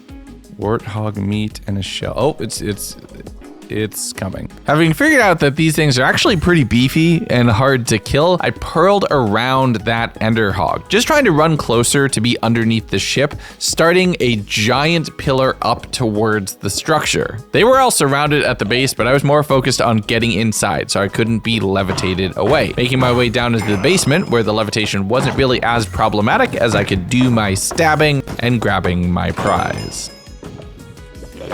Fortune, protection 3, and breaking 3. Oh, that's awesome. Gimme. Yes. Wait. Chestplate elytra! With wings in hand, but no rockets, I took a somewhat risky but calculated decision, flying over towards home, passing by a few of the different biomes and landing into the glow shroom swamp that I had actually started in. So I was able to just mine my way up the tree, having to use wind charges to make the final few blocks of a jump, speed bridging my way up towards the gateway, purling through, and then hovering back down to the surface, returning back to the stronghold triumphantly. With that all done, I used the obsidian I had collected from the portal, one of the eyes that I had collected from all over here, and a tiny bit of flint to make myself another waystone. This would allow me to warp back home, put it onto the network, and return to the end whenever I wanted. With all of that done, it was time to organize and drop things off, reconnoitering all of my inventory, from backpacks to shulker boxes to backpacks in shulker boxes to shulker boxes in ender chests, and just figuring out how I could store as much as possible on my person. I then combined a few pieces of armor to get myself the best possible rolls on a few different pieces of loot, stored everything away, and just as it was approaching night, upgraded my backpack to the bejeweled version, which gave me an additional 2 rows of space. I started the next day by crafting up a few lecterns because it's time to go over to my employees inside of the secure facility here in the jungle to do some trading. Hello, friends. I'm looking for a couple different enchants specifically. Silk Touch, Mending, and Fortune are all the ones that are on my to-do list, except Better Minecraft doesn't have any mod that allows you to reroll villagers easier, so I have to do it the old-fashioned way. I did eventually get both Silk Touch and Mending for pretty cheap also, if you didn't count the fact that I punched them and the trades are marked as more expensive. Don't get in there. Thank you. Leaving my employees behind, I flew my way back towards base and put mending on basically all of my gear, especially my armor, as I want to make sure that it's going to last the long haul. I'm in no shortage for diamonds, but enchanting and XP is definitely something that I'm struggling with. I made myself a few ender chests just so I'd be able to start moving supplies in bulk from one direction or another, and then finally lit the portal, heading over to the Nether and remembering to mark my location this time, looking around on the map and then deciding, no. Nah. I'm not feeling this. I'm not feeling this right now. I don't want to do this right now. I'll get back to the Nether later. Instead, I focused on flying around the overworld, checking out a few of the other structures and just killing any mobs that I could find to collect some XP to repair my gear. I'm grabbing all the gunpowder I have so I can start working my way on crafting up more rockets and fighting mobs in the field for the entire day, basically, or the entire night, basically, just using that to repair my trident and other gear so nothing would break. On the morning of the day of the meaning of life, I was looking at my map, having fought all day, and saw a structure right on the edge here. So I started flying off in that direction, coming up on a massive home. What is this? I flew around all the outer edges trying to find a door and just completely struck out there. Instead, landing on the roof and playing around with a little bit of the redstone contraption right here, freeing an allay and making a new friend. Oh, hello. Oh, goodbye. Doing another strafing run of the structure from the air before jumping into the courtyard and realizing this is a mansion. This is a redone, reconfigured mansion filled with pillagers. The ones with the crossbows, not that big of a problem. When you walk up to one of the doors and you see a dozen vindicators with axes all swarming you, slightly more scary. But this was definitely their home base. Oh my God, there's so many of you. And while taking out the pillagers was relatively easy, I got a little overconfident heading into the structure itself.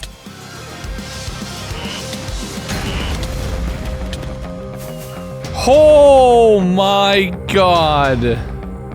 Oh my God, that was so close. Well, I mean, if anyone was gonna break a totem, it being pillagers makes so much sense. So that was definitely a bit of a wake-up call. I might be in decently endgame gear for day 42, but for the pack as a whole, as well as just Minecraft in general, nope, you can still die. So instead, I focused on range, relying a lot on my trident to do both the immediate damage as well as the chip damage from poison, taking out a few of the other pillagers and vindicators, flying around and attacking the structure from the top down, instead of having to worry about having the low ground in every encounter. That was until I started running into evokers.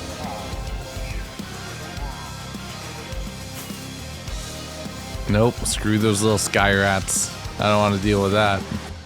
Vex are monsters. I hate them. I really genuinely do. So I was really struggling to deal with that. I had to fight a few vindicators one at a time. That's fine.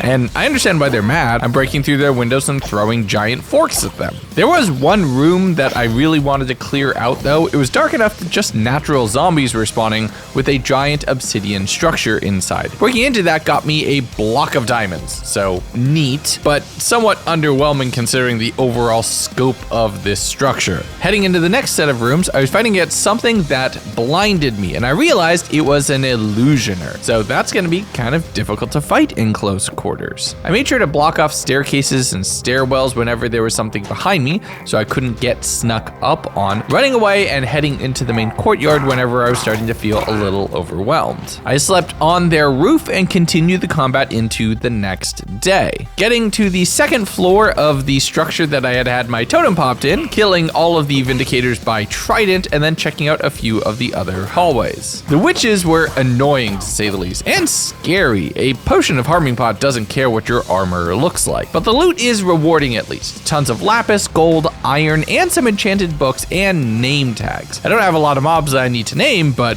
I have more name tags than I could ever possibly use at this point. But after a day and a half of fighting and being blinded again, which I do not appreciate, it was time for war crimes. I flew around to multiple points on the structure, just lit a few fires, flying away and watching it burn, ticking that off for the entire durability of the flint and steel, and only then finding the front door to the entire structure. There's a few mobs there that, just because it was so dark, they had spawned naturally. Don't worry, it's not going to be dark for much longer. Just stare down the halls and stare into the flames. We're just gonna let this whole place burn. I flew off to the front door just to cut off any escape routes and found an illusioner had made their way outside. Them blinding me is a little less dangerous in big open space as I could just fly away, but actually more dangerous because their rockets that they fire from the bow actually damage pretty decently. So I ended up doing a lot of this fight from range, just relying on the trident to be able to take them out, picking up an illusioner totem on the way and shoving that into my charms. The house fire was starting to just fizzle out as I slept on top of the roof again, heading out and just wandering, picking a direction and seeing what I could find. There's a few sky islands over the ocean, which was very cool to check out. A few structures that were populated by some kind of local huntsman with a lot of food here, mainly rice that I was very excited to collect, freeing the dogs and stealing anything that had been crated up. They will not have food for winter. I will. But I landed on the beach nearby and found a friend that I had voted for, but unfortunately hadn't come to pass. Crab, I'm so sorry. I really want your claw. Wait, no. Oh, it's a potion. Okay, cool. I might have committed crimes, but it was productive. I continued flying out, just checking out any other structure that I saw, finding a spot with a beehive and marking it for later, just because I want to come back and grab that once the bees are inside. Continuing to head in this northeasterly direction, I passed by a few structures, looted them, and found a massive church. Checking out some of the chests behind, there was paper, which would be really useful for the rockets that I need to craft for myself, but unfortunately both of the confessionals were empty, and I didn't feel like admitting to any sins. I flew around to check out the upper levels of that structure, but there wasn't anything else there. It was a beautiful aesthetic build, but just an aesthetic build. Heading back towards home, I use my Silk Touch pickaxe to pick up the beehive, seeing another kind of ruined church in the distance, and as long as I'm desecrating holy sites, I might as well do so consistently. This one had a density 4 book inside, which is gonna greatly upgrade my hammer, so I'm gonna run with that. I open up the grave to get myself a repairman book, which works for a backpack, just not the backpack I have. As I was finalizing my trip towards home, I saw something that I had lost. That's the portal I used. I didn't make a portal, I used a portal. Ooh, that's an interesting temple I'm gonna have to check out in a minute. Finally making it back into the jungle base, taking some time to de-loot and organize and categorize everything, fix all the item frames that I was constantly rotating, placing down the beehive, and going to sleep. The next morning, it was time for some food. I chopped up some beef to make some hamburger patties, some lettuce to make some lettuce leaves, and a lot more bread to make myself a whole bunch more burgers. I needed to go down and do a little bit of harvesting on tomatoes while all of the patties cooked, but I was able to make myself enough to give me exactly a stack, completely unplanned. But with everything set, I grabbed a pearl and entered the bumble zone.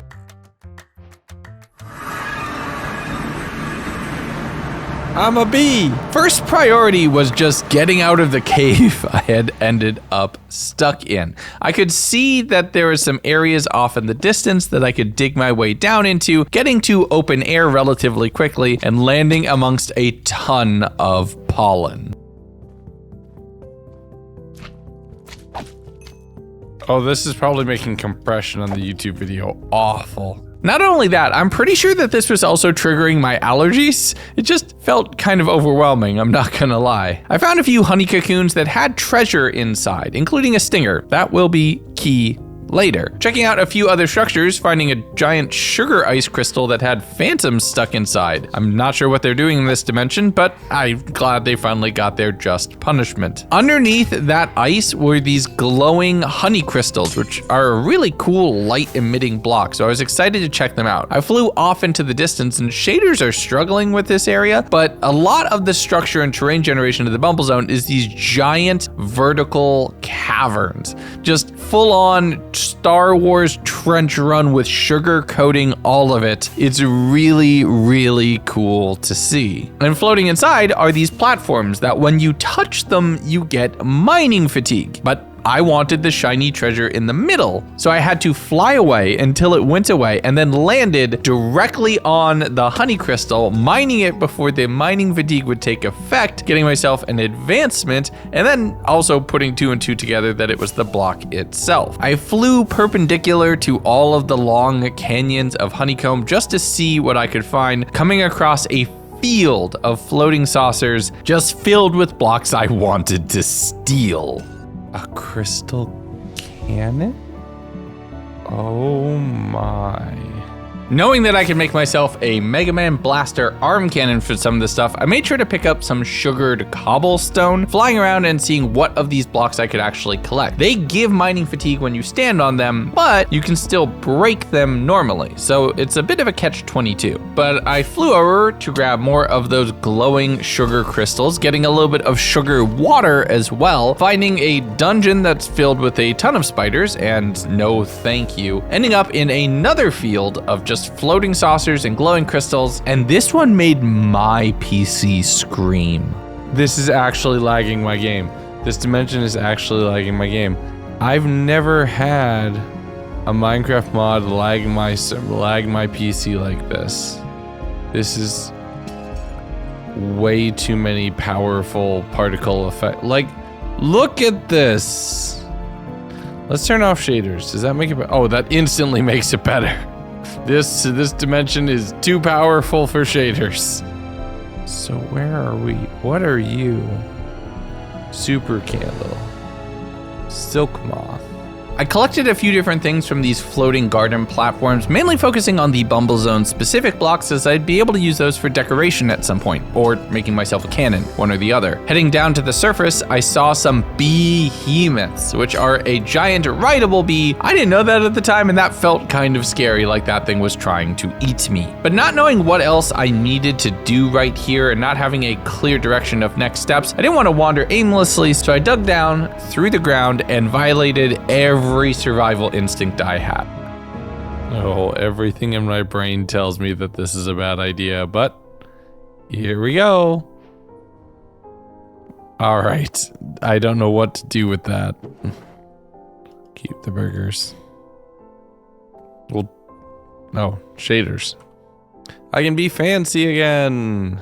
Now back home, I did a little bit of stashing away of all the Bumble Zone items into their own barrel, taking a little bit of time to organize my inventory, smelt up my iron, had a quick little nap, and the following morning just starting to make stuff. I made myself an iron ring, which was from the Aether, just so I'd have it, because I wanted a ring, making a nature's compass, which would allow me to directly and specifically locate a certain biome. Once I had that, I did a little bit of enchanting just to get myself a comb cutter 2 book, as I felt like that would probably be important, adding that density 4 book to my hammer as well, and then flying off to the Nether. Right now I'm just flying around, checking out the different structures, trying to find something that I can loot, coming across a medium-sized bastion structure that was just packed with gold. So I grabbed all of that, continued, hitting a glorious past, which led me towards a Nether city. Now this place looked really interesting, but it was also really empty, save for the jellyfish that explode when you hit them and the naga that were throwing skulls at me. I started breaking down anything that looked valuable or just fun to have, so I'd be able to do a bunch more visually with my base, breaking down all of these very cool little torches, checking out these chests of drawers, and being rewarded for my investigation. Thankfully, the shulker boxes work really well for picking up and managing loot, as you can just click the shulker box onto an item in your inventory to pick it up. Now that I had broken the torches though, a bunch of mobs were spawning all throughout the city, as I had made it dark enough for them to exist, including the reactor layers underground, which looks like the thing that I had interacted with much earlier inside of the mine shafts. Once I was done breaking all of the different chests of drawers, I was checking out the final couple rooms, getting myself a few more Netherite upgrade templates, as well as some ruby upgrade templates as well. I marked off the city so I could return here if I ever felt the need, flying my way back home, or at least trying to, getting a little bit cut off through my direction and not having a direct path of open air towards home. So instead, I started taking the long way around, just flying through a couple different biomes to get to somewhere where I could see a portal, landing on a small blackstone structure, giving a fireball right back to a ghast, and then fighting all of the piglins stored inside so I could get myself a little bit of ancient debris. Once my pockets were sufficiently stuffed, there was a mine shaft immediately nearby that I dropped down into to check out. Unfortunately, it wasn't really working the best, but very fortunately, I had fire res when the gravel gave out, dumping lava right onto my face. Now I thought, since I'm down here underneath the lava already, maybe I could do some mining for ancient debris. I just worked on excavating a few layers out of a few chunks before realizing my pickaxe was actually going to break pretty quick if I kept at this. So I dug my way up with my last few seconds of fire resistance to get back up onto the surface and start flying home. There was a blackstone jungle desert pyramid, try saying that 3 times fast, floating on the lava here. And inside, there's a few trims as well as a few upgrade templates and some interesting enchanted books. So I grabbed all of that, flying over a bastion while fighting gas, taking out a wither skeleton, and getting my first wither skull. Oh, that could be fun. But me, being the easily distractible squirrel that I am, thought that it might make sense to just go underground and do a bit more mining for ancient debris, just so I could upgrade all of my gear. As I was digging down, I ended up inside of a massive blackstone structure, and wanting to get out of it, accidentally updated some lava to set myself on fire. This is an arena for one of the bosses of mass destruction, the Gauntlet, and I am not equipped to fight that right now. If I do, this video would be very short and I wouldn't even make it to 50 days. So we'll come back to this a little bit later when I am more prepared. But as I was excavating the final few blocks to get myself a path to open Nether, I broke my pickaxe. And oh boy, am I upset with myself over this one. So for right now, I just made myself a little bit of a temporary walking bridge, marked the location, and flew back towards the jungle portal, thoroughly kicking myself the entire way. I'm a dumb dummy who's super dumb. Breaking my tools and everything. The next morning, we're gonna need to replace that thing. So I went through all of my enchanted books, just trying to find something useful, combining a few of those and putting down a lot of the nether structures and decorations just to make my base look a little bit more interesting. I threw out all of the iron picks that at this point I'm just not gonna use. We're diamonds or nothing here, making myself a new diamond pickaxe and checking what enchants I could get on the enchanting table. After that, I compressed a lot of the gold into block form, checking out what exactly I can do with Sinacite and what my options are, and it seems powerful, but just not as powerful as some of the other paths we can go down. I'm really gonna need to kit into Netherite pretty intensively, but mining for a while just sounds painful. Thankfully, there was another way. Wait. Oh, we have power now. Now having a bit of direction, instead of focusing on making the perfect pickaxe, I think we might be able to find one right next to a near infinite source of ancient debris. That's a tomorrow problem. Oh look, it's tomorrow! I immediately warped over towards the stronghold, jumping into the M portal and then flying over to the gateway and heading through, immediately getting distracted. What are you? Doing what any good Minecrafter does and stabbing any mob the first time you see it to see what it drops, I flew over towards the wastelands that I had explored earlier, checking out the remainder of the chests inside of the crashed airship here, just seeing if I could find myself a good pickaxe. Spoiler alert, I totally did. Flying right to the intersection of the corrupted lands and the badlands with all of the coral, immediately getting surrounded by ender warthogs and then shulker bullets. Where did all of this come from? Once I was safely back on ground, it was time to start tridenting away. And there was no shortage of warthogs here. They were constantly surrounding me. So I would just fly around, collect a batch, bring them all towards this one little netherite stick in the middle of their land and start bashing them with the battle fork. Every time enough had cleared out, I would try killing a few just by hand, getting tossed around by them a little bit, as their charge attack does a massive amount of knockback. And if you get hit repeatedly, some pretty decent damage as well. Oh my god. Oh my god, that scared me. Okay, 27. How many? Oh, that is way too much power. Okay, so that's 9. That's only 2. We're gonna be here a while.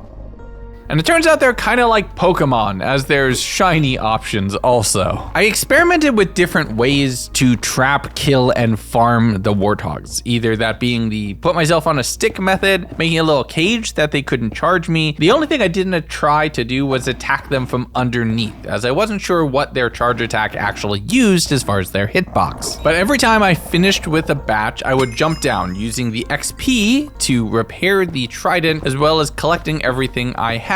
And the cage didn't really work as well, but the stick method was pretty much the prevalent winner. After about 2 days worth of work, I flew over towards the end ship to craft up 8 netherite ingots pretty easily. I was pretty happy about that. Okay, so that's my armor. Sword, pickaxe, axe, that. A netherite diamond sword is 11 attack damage? Hold up. Oh, okay, that's really cool. Okay. So we need 4 for the armor. And then we'll upgrade that through. So that's my armor. 7, 3, and 10. You see, there's a lot of options past netherite in better Minecraft. The only thing is they're all mutually exclusive to each other. So you have to figure out what endgame kit you actually want to spec into, and all of them require a lot of materials, but that's a decision to not make tired. So the next day I warped home and started focusing on getting ready, immediately upgrading 4 ingots all the way through the track, getting myself 4 netherite diamond ingots, then making myself as many netherite upgrade templates as I could afford, getting about 9 pretty easily. I added mending onto the pickaxe that I'd collected from the end ship, basically making that my new everyday carry, crafting up a smithing table, and then starting to upgrade things, upgrading multiple items to netherite, and then realizing I had done it wrong. Oh my goodness. That got way more expensive. I'm gonna do it. I'm gonna do it. I have to do it. I have to do it. Oh, that is...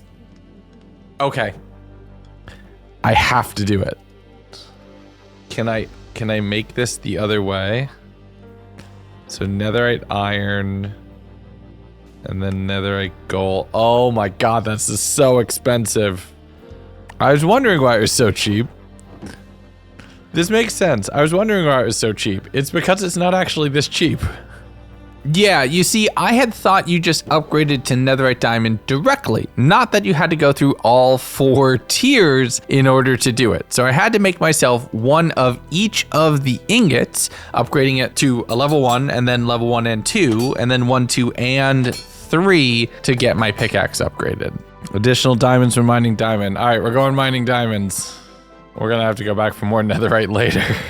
But while this pickaxe was pretty kitted out at this point, it wasn't perfect. I was going to need fortune as well in order to really have everything I wanted. So I flew over towards the nearby wooden village to try to convince a villager to learn magic. But it turns out they were sleepy and they didn't want to learn magic. So the next morning, I flew over to another place in the exact same village, finding somebody and trapping them in place with a lectern so that I could forcibly teach them magic. And they didn't have the excuse of being sleepy this time. My thought here is that I'm gonna need looting for my sword in order to get more of those armor fragments in order to get netherite scrap a lot faster. And I re-rolled for a while before only getting looting 1, which was a bit of a bummer, but I bought myself 4 books, killed a few mobs right out front of the structure, and then combined everything to make a looting 3 book. The only problem then was I needed to be level 9 to apply it.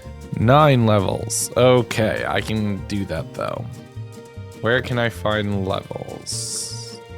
So I thought, you know what a really easy way to go get a whole bunch of levels is? I warped over towards the trial chamber, which it had been hours since I had been there, so everything was fully reset, and I was able to just run around fighting off a few skeletons and strays. And it turns out that skeleton boss spawner was pretty close to where I put the waystone, and it drops an ominous key every time. So it is a very renewable way of getting those. Once I had enough levels, I immediately enchanted my sword, just to get myself a whole bunch more supplies, and I figured as long as I'm here, I might as well loot all of the barrels, picking up a whole bunch more pearls, some more emerald blocks, honeycomb, wind charges, and a few ominous bottles to boot. And the looting was really looting for some reason. Luck potions are huge. I don't know why they're not available in vanilla Minecraft other than the fact that they absolutely break the game, but it is really nice to have them as an option. I cleared out multiple different boss rooms and spawners, looting any vault that I could see, getting some mixed results as far as my rewards. Imbued hide. Interesting. Figuring out that there was actually 2 different blocks of pearl storage, going with the bigger one just because it would compress more, fighting the zombie boss to get myself another key and a vault that just pays out. Ooh, density, I can upgrade that to 5. I was feeling good. I was just rolling through the dungeon at this point. It was late at night and I had shut my brain off to fight. And just when that happens, Hardcore Minecraft sends you a reminder. Now, that wasn't a totem of undying. I didn't die. I got to half health, which is when the illusion one kicks in. But that's a massive jump scare, which just wakes you up. And I won't lie, I sat on the pause screen for a few minutes between all of these clips before returning back to looting and fighting, getting a bunch more wind charges, getting a bunch more iron, fighting just as many mobs as I could for as much experience as I could muster to fully repair all my gear and get myself up a few levels in the bank just for storage. I put every key that I had to use in either regular or ominous bonus vaults, upgrading my mace to get density 5 on it so I can smash as the absolute best possible version of myself, warping back via the waystone halfway through the day on day 55 and dropping off all of my loot before returning back to the end portal, back to the end, flying over, and look. This might not be the most entertaining version of what needs to happen right now, but it is the most optimal. Having to take out a bunch of these warthogs and looting is definitely helping here. Now, instead of just killing everything with the trident, I'll get them all down to about 1 or 2 hits worth of health and then drop down with my sword and fight them on the ground. The looting gives me extra drops, and then I have more than enough armor fragments to get myself the same amount of netherite ingots in less than half a day of time. Oh my goodness, they really throw. So having everything I need, I returned back to the overworld, and weirdly, my bed was gone. Wait. What? Weird. Considering I was back at spawn, I figured let's take out that ship that I had seen earlier. And since the pillagers here are so friendly and just stand in place for you, I just had to use the mace to just windburst charge around, bonking all of them, grabbing all of the diamonds from here, looting the lower chests on the ship, breaking the spawner, and then flying back towards home, crafting myself up 7 netherite ingots and calling it a very successful day. The next morning, I decided to put some of that netherite to use, actually upgrading a few pieces of my armor, namely my pants and my chest plate. I did make sure to upgrade my chest plate to get protection 4 though first, just so I'd be able to do any combining later. And this feels like the biggest bang for my buck when it comes to the protection upgrade that a few pieces will give me. With that done, I set my compass towards a deep dark and started flying off in that direction, passing by a few homes along the way, picking up some apples, some paper, some emeralds and iron, but I had to sail for a while, actually passing by a pillager tower on the way, clearing out a few of the enemies sitting inside here and getting a little bit of goodies from the chest up on the top, mainly ominous bottles. But I made my way to the mountain, of which I already knew that the deep dark was under, and a nature's compass is just so useful for something like this when I know I want to engage with specific pieces of content that it would take forever to find elsewise. The cave was not really great for getting down to the deep dark level. It barely even hit through stone. So instead, I dove through the water, finding the lowest point I possibly could, and then starting to mine down, realizing just how busted this diamond netherite pickaxe is.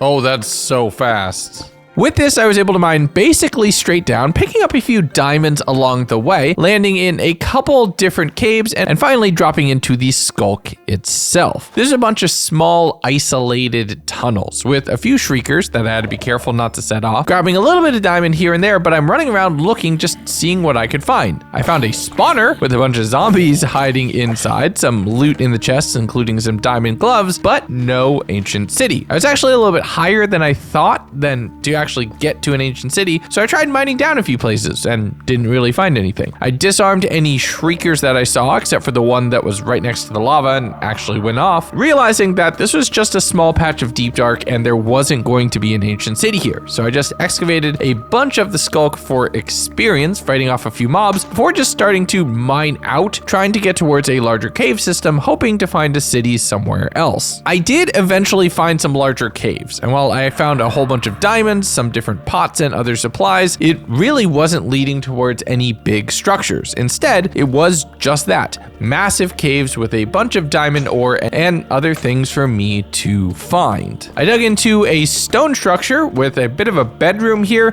Turns out this is actually what would be the bottom floor of that pillager structure I had found some time ago, fighting off a few of the pillagers on the main floor here, finding a few spawners underneath the chest instead of a gold block in the center. One single torch was enough to disable all of these, so I didn't have to worry about too much, fighting a few odd monsters that had made their way to a few of the other tunnels, digging out the end of one into another large cavern that I could just kind of progress down. Continuing to grab as many diamonds as I could, as I'm going to need a whole lot of those to upgrade and duplicate to the netherite templates in order to have enough to go through all of the different tiers on all of my gear. Now being pretty far away from the deep dark, I just started mining off in directions whenever I was hearing anything, making my way into another zombie spawner, and then starting to hear something. What's a void blossom? Now, I wasn't exactly hearing boss music, but this was definitely an indication that something was close. So I just continued mining off into a direction, trying to see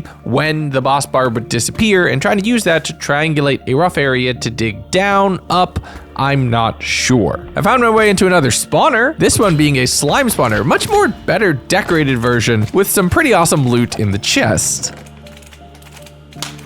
Let's go. That's awesome. I don't have a bucket though. However, I couldn't do anything with a lot of this stuff until I could condense it down. So I thought, let's be smart here. I fought off the remainder of the slimes, getting gooped a little bit in the process, grew an azalea tree with bone meal, cut that down, and tried to make a crafting table. Wait.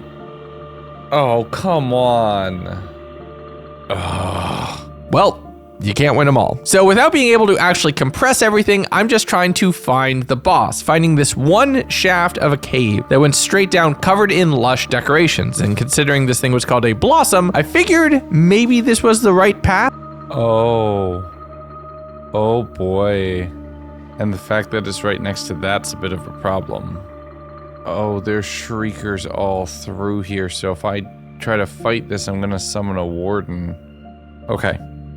We can make a waypoint. Yeah, we'd have to be able to jump in and take that out at the very least. There's probably more too, so. All right, let's get out of here. At least I know what the Void Blossom is now.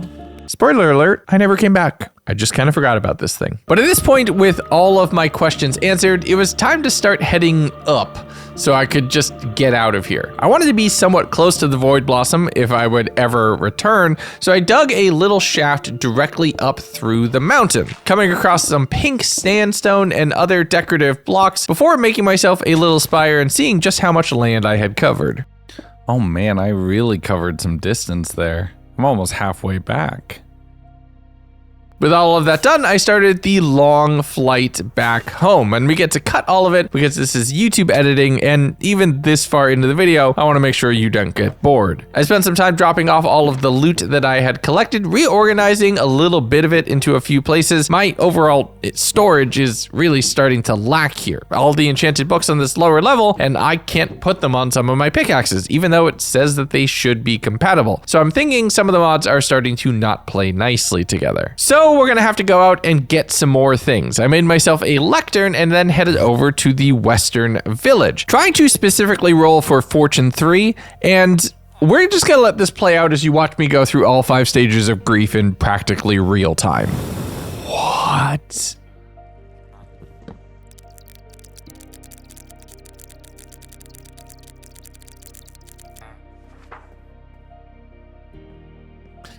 Really need fortune.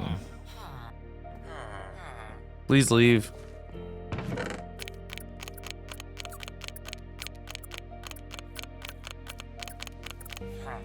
Come on, give me fortune.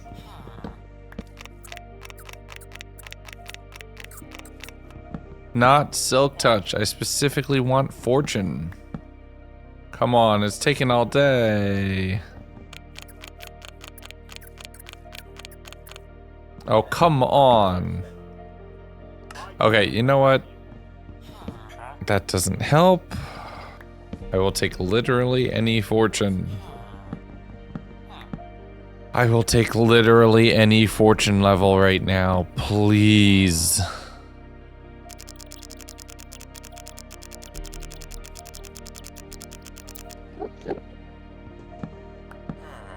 I know, right? Looting, no. We have reached acceptance. I don't know what this will do, but it seems really fun. Now I need to see what it'll go on. If that can go onto my sword, that's amazing, actually. That literally took all day.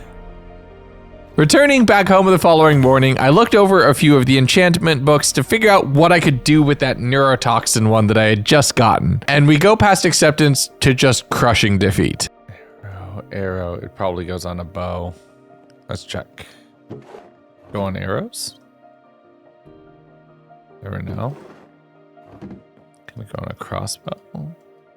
Nope. Go on an unenchanted trident? Nope. What does that even go on?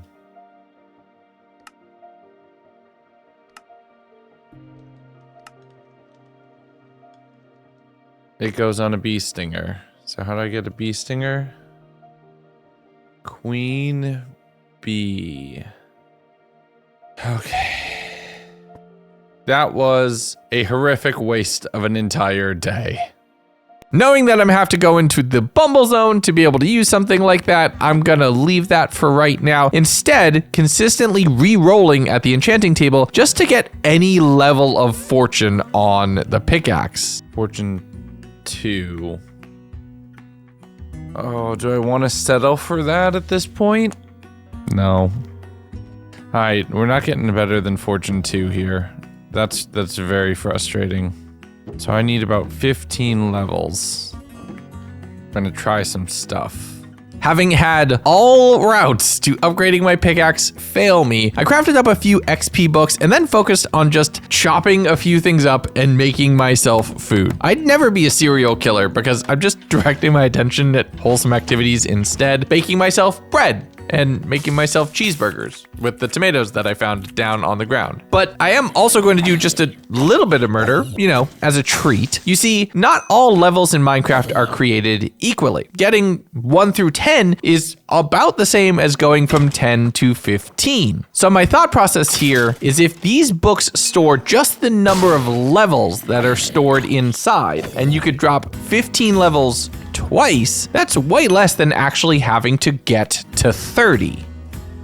Where did you come from? No, seriously, where did that ghost come from? Come closer so I can make you a friend. Yay, you're with me now. So I spent the whole night with my friendly ghost friend just killing everything, and once I had a level or two, throwing it into the book. I'm not sure if this is exactly going to work, but it feels like the easiest way to get myself towards level 30 enchants and potentially, finally, getting fortune on that pickaxe. The next morning, I went ahead and crafted myself up a whole stack, pretty much, of bacon sandwiches, flying over towards the nearby villager city, making a smithing table and looking for someone who wanted to work. I know that I can get a iron trade. It is guaranteed second trade from the villagers here, which is why I went for a toolsmith. And the first pickaxes sell for just 1 emerald apiece. I'm storing levels into the book as I go, just so individual levels are the cheapest ones possible. And then I got a trade I wasn't expecting. And it turns out the mod pack adds a whole bunch more trades, because of course it does. So I went flying off in another direction, trying to find a village or a city or anywhere where I could find a new employee. Or a challenge to do on the way. I gotta try it. I gotta try it. Oh, I nailed it. I don't care if I took damage. I count that as a win. My ace flying skills behind me, I continued out over the wilderness, finding a massive lighthouse structure with a little bit of treasure inside, but a map. And a map with a big X on it, that's probably leading to something cool. Don't worry, we will go there soon. There's a few mobs inside just because it was dark, but this wasn't a dungeon that was combat oriented, instead just being a point of interest to visit. So I started trying to figure out where exactly this map led, flying mainly just north until I started to see any progress at all on the map and not getting there. This thing is a long way out. On the way though, I passed by another villager city, so I sat down and tried to hire again. Since the employees on the top floor were being a little stuck up about the jobs that they wanted to do, I headed back down to the bottom as a few villagers are set up in the main room here. Loading out the chests and denying all other opportunities, I just waited for somebody to bite. Mox, take the job. Once Moxie had taken the job, I just repeated the same process, doing a whole bunch of trading for 1 emerald tools, and then, since Mox did have an iron trade, trading a lot of that into them to be able to get more levels. I also even went for diamond hose while I was at it, because they're really great for XP, and I was able to go through all of that, fully filling both XP books that I have. So it's time to just go see where this treasure map resides. I followed along, finally finding some deserts and drier biomes. Most of the world so far has been jungle, so this is a nice change of scenery. What are you?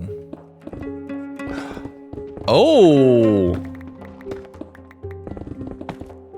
Having some more ancient debris in my pocket is not too shabby, so I made sure to keep a bigger eye out as I was flying over the deserts here. I passed by a quick desert village that didn't really have anything of merit to steal, continuing off into the Badlands, finding a small stone structure right here that was just wired to explode. Not even any treasure chests.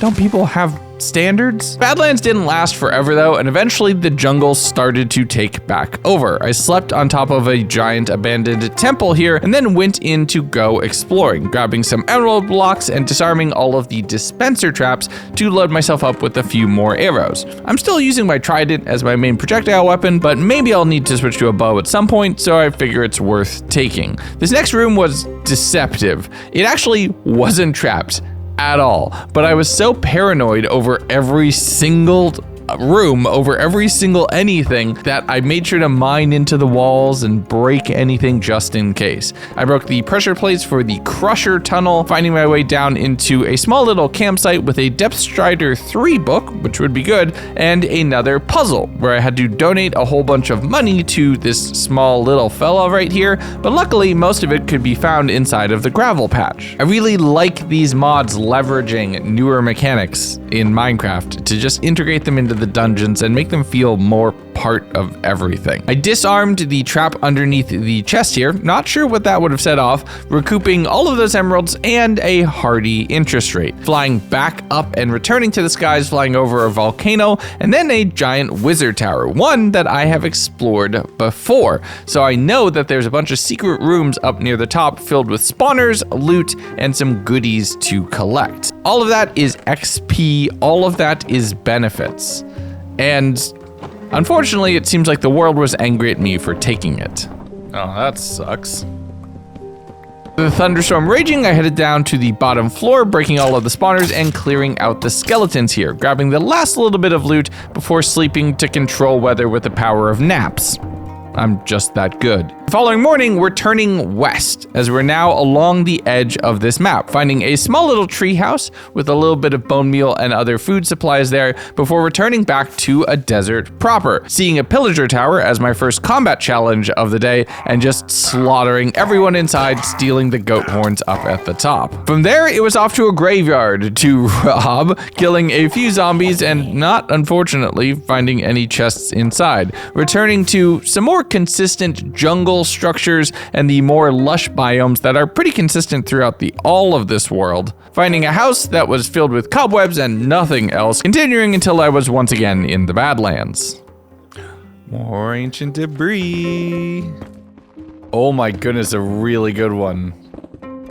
With another portal by it, this is deja vu. But now that we're in a desert, you have to find some pyramids, right? It is almost a requirement. And there are two right next to each other. The first seemed somewhat easily trapped. It's basically just filled with lava, and opening the chest would push you down into it. So I threw some water on top of it to disarm the trap to be able to loot. Oh, that's mean. And if I thought that one was mean, this second one is way worse. In just about 40 by 40 blocks, there are so many traps here. Firstly, the first thing you do is step to the point where it would push you on top of a bunch of dripstone, probably skewering you and killing you. The next one is a bunch of redstone that drops lava on top of your head. Why is this all mean? The next one, with all of the wooden pressure plates and the gold ore around it, that one's not trapped. It's actually just psychological, but at the same time, it is pretty funny. I threw water down the shaft to be able to check out the bottom, see if there's potentially any chests there. There aren't, but behind the hay bales at the very back, in a little secret room, are 3 spawners and a bunch of redstone components that they could trigger. Oh, these places are spicy. Okay, I'm not apologizing for that sound, okay? Somebody can make me Santa. I'm awaiting the fan art. But I disarmed the remainder of the redstone components here, getting a little bit of goodies out of the chests, and then heading over towards another small structure that had a single chest buried inside with just a little bit of coal. I don't know why every single thing in Better Minecraft is trapped, but apparently that's just the vibe that they're going for, having every single structure try to kill you. That's pretty fun. On the morning of day execute all of the Jedi, I found a giant skeleton laying across the ground. Those two things are probably not related, right? But this is some sort of Leviathan class creature, clearly, with a chest inside with a little bit of goodies for me. You get rewarded for all of the exploration that you're doing right here, but stuff like this, I love stuff like this that just makes the world feel lived in. I can only imagine what this thing looked like when it was alive, and am really glad that I'm not around when it is. It was about now that the dot on the map finally upgraded. Oh my goodness, finally. And we're flying over a small patch of Arctic ice in the middle of the desert. Don't think about it too hard, your brain will hurt. And after days of flying and looting random structures that we saw along the way, I finally saw our goal, and it was massive. Oh, what is this? What is this? This reminds me of Smallish Beans' base from Empire Season 1. Oh, this is gonna be fun to explore.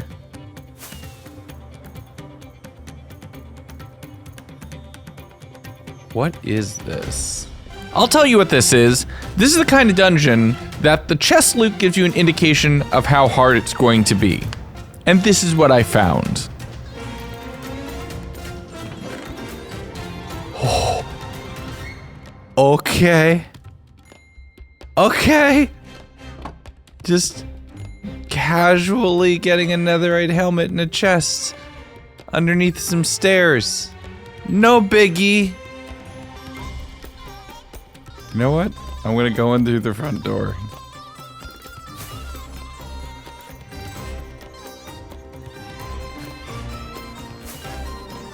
Okay, I don't see an entrance. Oh, here's an entrance. Let's do this.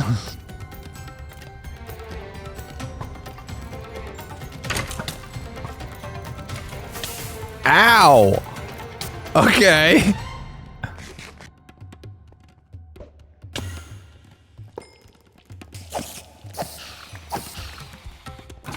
Oh, goodness.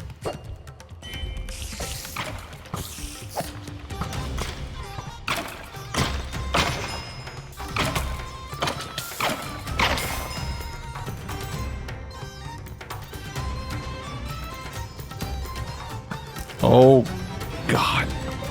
I had to pearl towards the spawners in order to break them, so the mobs wouldn't be able to spawn too quickly, having to avoid these wither skeletons because the flame bows are actually doing me a pretty decent bit of damage. And even if it's not to my health, my armor durability is going to suffer here. But I flew up towards some of the top structures, wanting to approach this place from multiple different angles. It seems like it's gonna be a gauntlet no matter where I go, because every place is just littered with spawners, wither skeletons, archers, and a whole lot more. Oh my God, there's so much to deal with in this place. Are you kidding me? But as I headed up inside of the very top dome, it's also zombies with giant iron swords. And about now, I realized I had left my food behind. I'm not 100% sure where, but having to only eat golden apples to heal is going to become a problem. I put my sandwiches away. No. Wait, where did I put all my food?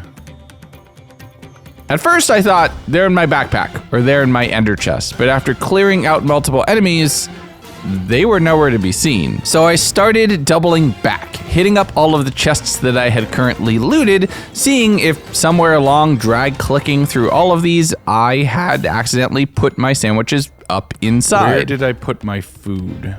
Even going so far as to the very first chest that I looted. And then I found them. There's my sandwiches. Okay, we're good. Oh, the panic I just felt. Also, don't mind that I'm bloody. I just kind of fought in the Backyard Hunters event and had 4C stab me in the head with a stalactite.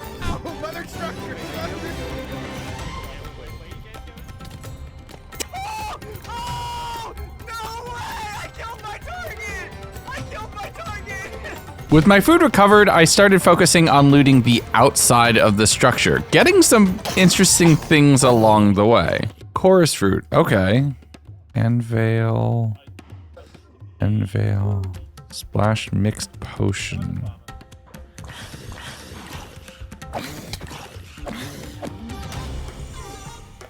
Oh, it's zombies riding cows. Okay. So since the cowboys with hoes were just trying to constantly get at me, I found a little spot where I was hiding on another tree, being able to rely on my trident to do most of the damage. Now knowing that there are no passive mob spawners, everything here is trying to eat me, even if it's on top of something that won't. So I focused on breaking the spawners, having the invisible poison spiders be a bit of a problem that I needed to clear, taking the time to recover, and then checking out the outer chests, getting a lot of golden apples and other goodies. Ooh, I'll take that. Loyalty 2.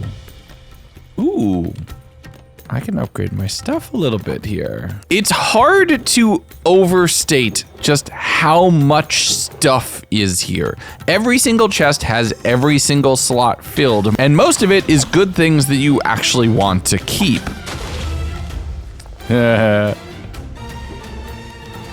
Feather falling 3, another feather falling 3, looting 3.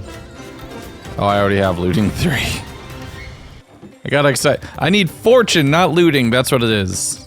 As I started making progress in the outer edges, I started working inward, focusing on the rooms that had terraces or balconies that I could fly away if something really dangerous pops from one of these spawners, but generally being able to get pretty close to them and break them before they can only summon maybe one round of mobs tops. Every time I fly away, I check out some of the structures on the top so I can approach from both sides, basically clearing the whole room towards the middle. Finding some natural spawns inside some of the darker places, but having to consistently go back to the crafting table I left on the roof just to be able to compress things down so I'd have the possibility to even store this all. But don't worry, some of it comes in block form too.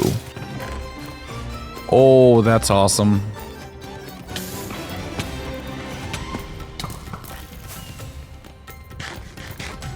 This place is dangerous. Not only dangerous, but huge.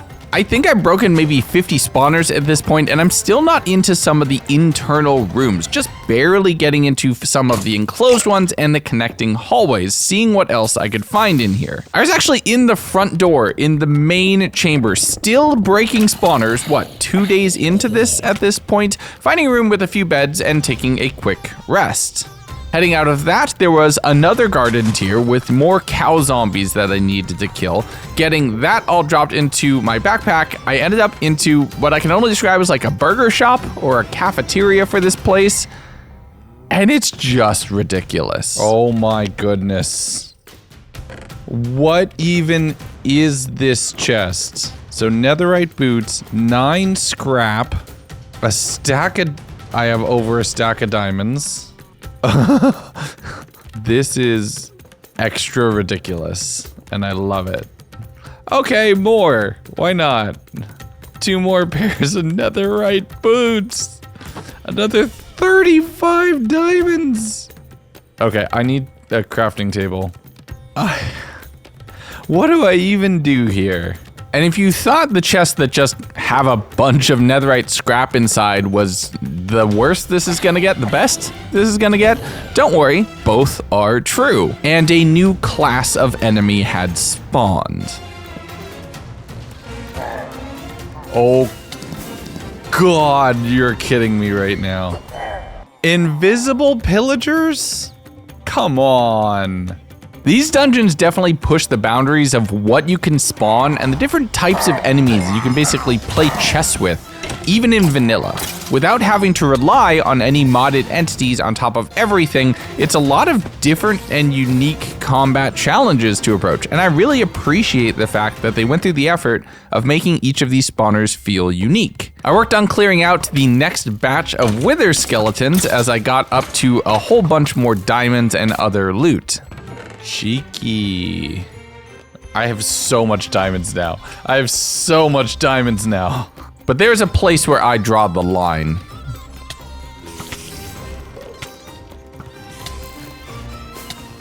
Nope, invisible spiders is where I draw the line.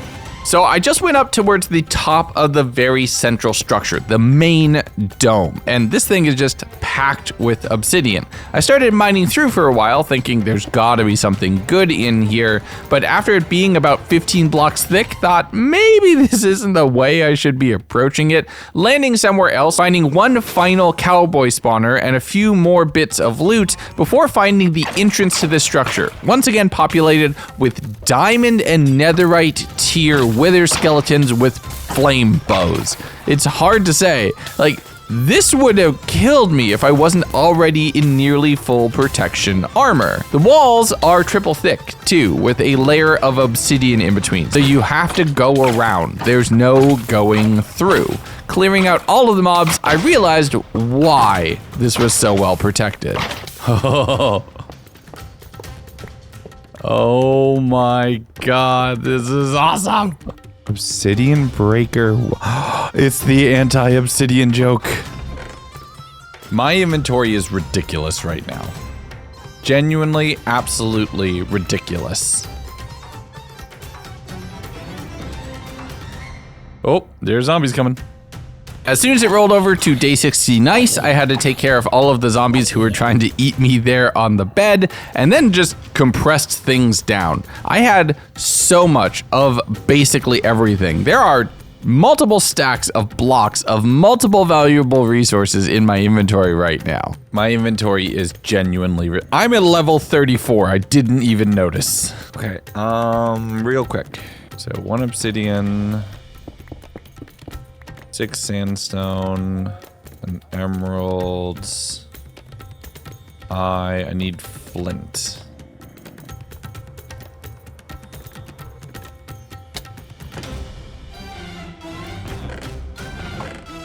Oh, flint. Thanks. With all of the components for a waste stone, I crafted one up, plopping it right on the top of the very top of one of these towers and warping home. Look how far we flew, and honestly, it was worth it. This is so cool. This is gonna take a while.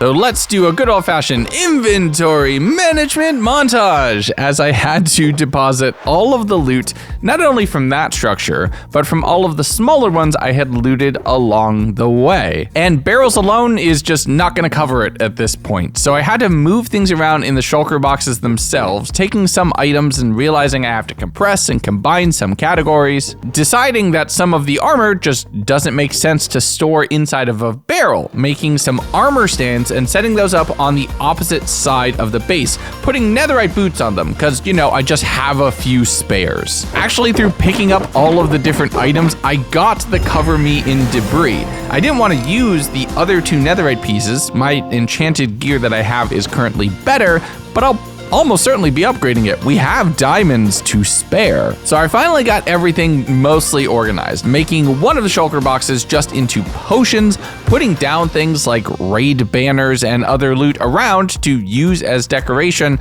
and throwing down the map that had led me to most of this treasure right above my bed. With everything filled up and me being well over level 30 at this point, I went ahead and made myself the fortune pickaxe that I was looking for.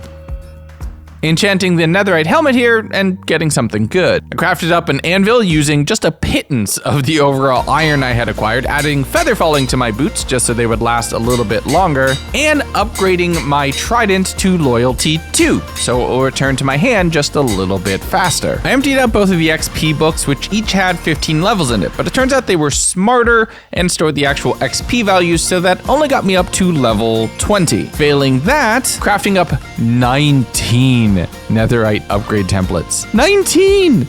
And another 10 netherite ingots without even batting an eye. Oh, yes.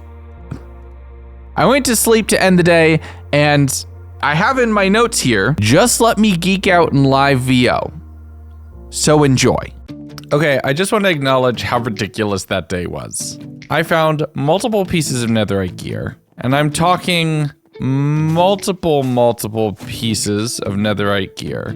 I have crafted up over a block of netherite and 19 templates. 19! I already had one, so that's why it says 20. All right, well, let's just go nuts here for a little bit. I'm gonna upgrade my boots. This helmet's being retired. This book doesn't work. Oh, that only gets me to level 24. Okay. Bummer. Dragon. I can trim it. Good. Okay, let's now go beyond because we can. So full netherite. Take it all off. Dragon scale chest plate, helmet, pants, and boots. I look amazing. Can I make netherite gloves? I can. You know what? We're gonna. Netherite gloves. Now let's start trimming myself out. Let's do a flow, I, a vex, alt, and a wild. I want purple on the gloves, gold on the boots, diamond on a couple others, and purple. Yeah. All right, let's fashion game this up. Oh, that looks wicked. Okay. Purple boots is tempting. They look good. I mean, that's hype. That's hype. That gold is down that. I don't like the Vex trim, actually.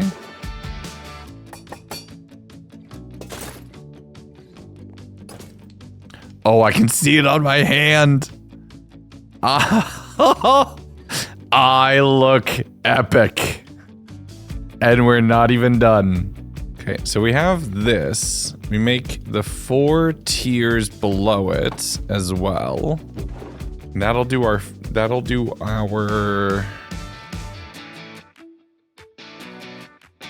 that's the pickup there. So let's just craft this up first. So that's done. Block of this and a block of this. So okay, so that's the full upgrade path. Now, what's better? 9, 1.6. 11, 1.6. I mean, but this probably looks way cooler, right?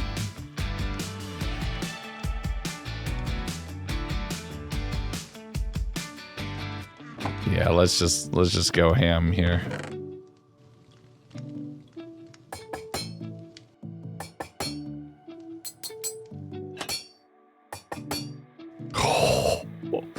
Oh, this looks so cool.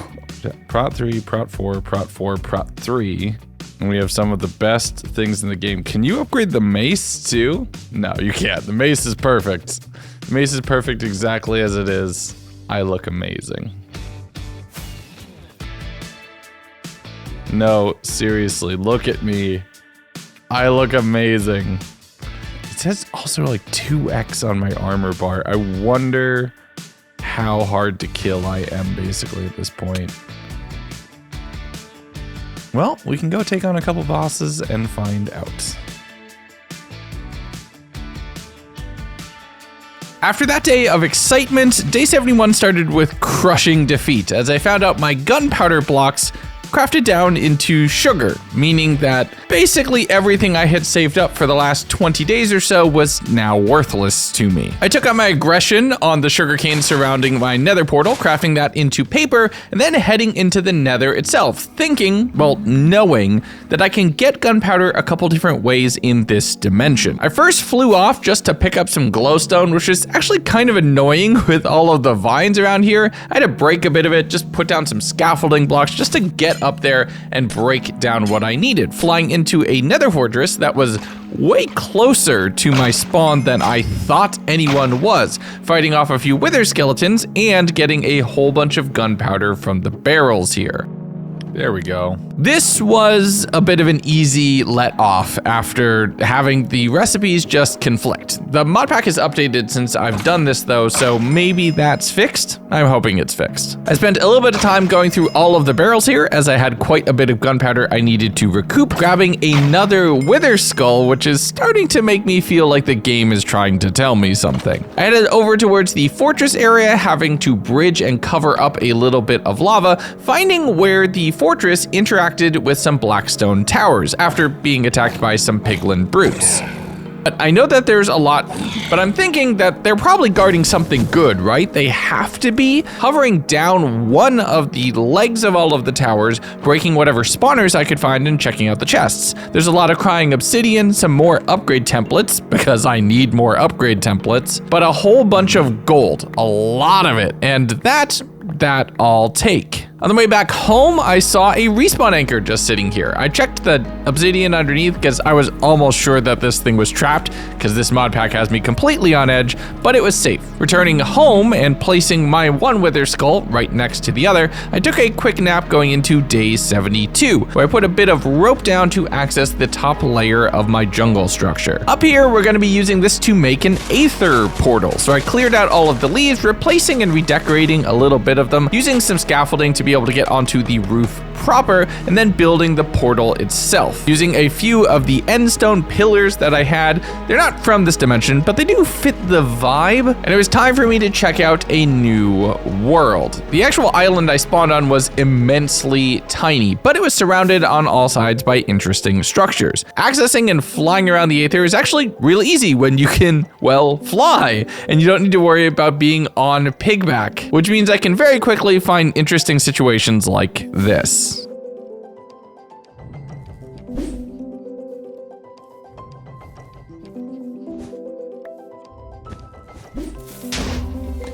Oh, that's unnecessary. Ooh, cookies. I swear, I'm a good person. I don't know why Christmas presents hate me in every single video. Thanks, Narfy. You must have cursed me. But I flew around killing a few clouds that were spitting on me, then seeing a gold dungeon in the distance, and I got the idea of kind of doing a bit of a speed run. I'm actually pretty kitted out at this point, and I figure I can go from bronze to gold to silver pretty quickly. So I ran into a bronze dungeon, looting all of the chests I could find, killing the ones that had legs and were trying to eat me, and having to make myself a crafting table up here just to compress down a few things and access my ender chest so I could drop everything off into a shulker. After that, it was time to take on... Yeah, I'm not even gonna try to pronounce that. But this is the slider boss, or at least that's what the boss bar says. I'm not sure what its official canonical name is. But it's interesting in two ways. One, it only moves in straight lines. It's basically a rook in 3 dimensions. And two, you can only damage it with a pickaxe, meaning it's a lot lower damage output and the fight drags on for a lot longer. The boss also does really good knockback, so if you're not careful, you'll get smacked into a wall, but I, thankfully, am decently careful when I need to be, killing this boss, unlocking the silver key and the very first chest. And this shield, well, let me just cast Identify really quickly. No way. I'm just immune to projectiles now. That's massive.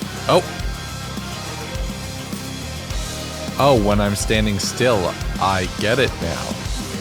I headed up to the surface to kill a bird and realized that my statistics screen was gonna make these notes a little bit harder to do. See, the Aether is locked to time 0 until you kill all 3 bosses. So I figured I'd head home, take a quick little nap, just so I know what day it is, and making this video was logistically possible. The following morning, I crafted up a few barrels just to be able to make some storage up here by the Aether. I could store this inside my main storage wall, but A, it feels like this is really niche, so I want to keep it by the thing for its dimension, kind of like how I did for the Bumble Zone, and B, I just don't have the space for all of this down on the main floor. I returned to the Skybound dimension, heading towards the Silver Dungeon, taking care of a few of the mimics, and then starting my fight with the Valkyries. In order to really progress here, I'm going to need 10 victory medals, and I figured let's just collect them and do this in a more streamlined fashion. And the Valkyries hit pretty hard, even if it's just one of them. If I get cornered and I'm not careful, they could kill me, even despite my really serious armor. So I made sure to tactically retreat whenever necessary, figuring out that the pathfinding AI of them gets stuck inside of these arrow clouds right out front of the base. And while I didn't cheese every single fight, I did some of them internally, just juggling them against a corner. A few I had to head out, even digging through the clouds to get the amulet, so I figured let's grab a full stack and potentially use that against the boss. I set up my little cloud fortress right in the middle of the structure, and let's get to it. This might not work, we'll see.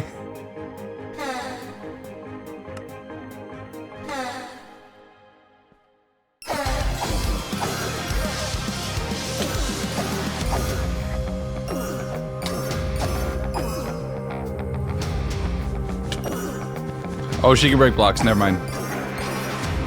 Well, that just didn't work as a strategy, so I have to do this the old-fashioned way. Lucky for me, I have a bunch of golden apples that I can heal myself away, as well as some splash potions for just big heals whenever it's necessary. I have the god apple in my hotbar, but I really want to avoid using it, as there are even more dangerous things I'm going to be fighting in the near future. The knockback on my sword is coming in clutch, and I'm really happy that I can kite Terror away just to try to maintain some distance. But they are unrelenting, and even as their health ticked down, they were more than willing to do the same to me.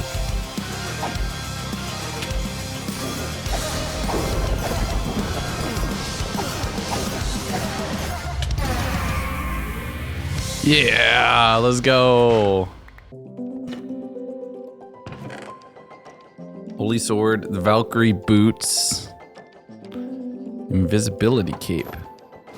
Oh, no, we don't want that. We'll keep our wings, thank you. So with 2 bosses down, I returned out to the open Aether, trying to stab a space whale or a sky whale. There are actually space whales in this pack, so maybe I should be more careful with my adjectives. Heading over towards the golden dungeon and the fiery boss inside, I took a quick check at my armor. Like I said, we're gonna speedrun all 3 bosses here. Hi, buddy. I need mending for a few pieces. I think I'll be good though for a little bit longer. This is, no, I'm not trying to pronounce that either, the Sun Spirit. And this one operates more like a bullet hell than a traditional Minecraft boss. You have to avoid the fireballs that they're constantly throwing out, throwing the icicle one back at them, and only then does it trigger a DPS phase. The only problem is it also spawns minions, so you have to kind of kite around both. Because if you take out the minion, you miss your whole window. The boss themselves pretty much only sets you on fire, which is really bad for armor durability, especially me who does not have Unbreaking 3 on all of my gear, and I'm being set on fire a lot, either from the fire charges themselves igniting the floor or having the boss run over me. Usually when I'm trying to kill one of the minions and not paying attention. And the fact that they're all fire-based seems to mean that my poison isn't taking any effect. I mean, I was pretty much always on fire for the whole fight, running through my entire stash of golden apples. Nope, don't set me on fire. I mean, I was on fire for pretty much the entire fight, sometimes as low as 2 hearts. This one was close.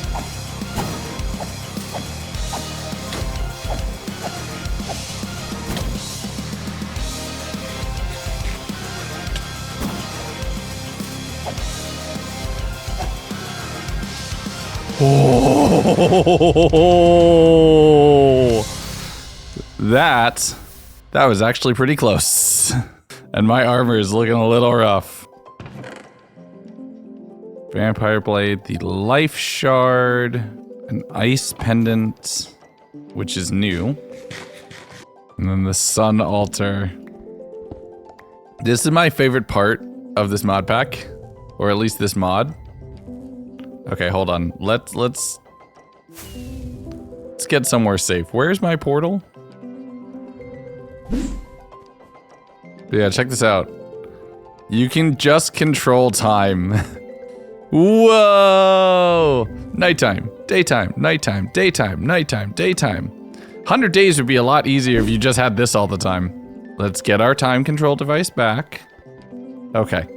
Back to the overworlds. I dove out of the sky, returning to the overworld, placing down the sun altar on the very top of my base here and realizing it doesn't have power in this dimension. With that, I had a few spell slots left, so it was time for more identifies. Aesthetic.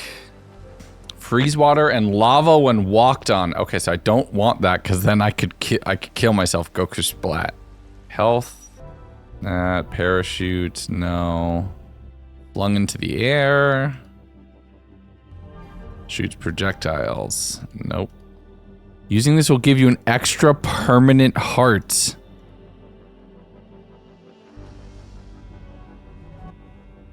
Extra hearts! Yo! I went through and finished organizing and identifying the remainder of the Aether gear, storing it all up in the barrels here, trying to break it down into all of the consumable items and blocks and all of the armors. It didn't all exactly fit, but then again, I wanted to store some of the armors on the main floor, making a few more statues decorated with the armor pieces from the sky. And the following morning, it's time to refresh that gapple supply. Ridiculous amount of gapples.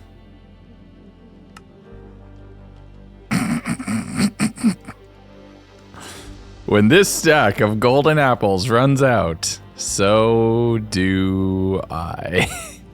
Okay, look, those of you who watch all my videos know I was gonna throw in a UHCG reference. And by the way, if this is your first video of mine that you've ever seen, if you're here from suggested, talk about golden apples down in the chat and then go watch UHCG. It is the best videos I've ever made. I pour my heart and soul into them, and I think you'll love them. It's an amazing world. But I figured out if I put gloves on the armor stands, they grow arms and you can give them items. So that's more that I can store here and make my arsenal look even more interesting. But my main armor is what I'm worried about, as everything is looking pretty rough and I'm gonna need some XP to repair it. Also, a few items were short on mending, so I went over to visit my villagers, getting myself a few extra books, re-upping all of the potion ingredients, and doing a little bit of brewing to make some splash healing grenades to repair and replenish what I used in the Valkyrie fight. While I was at it, I made a few other potions, drinking the regular healing ones just to make space for myself in my shulker,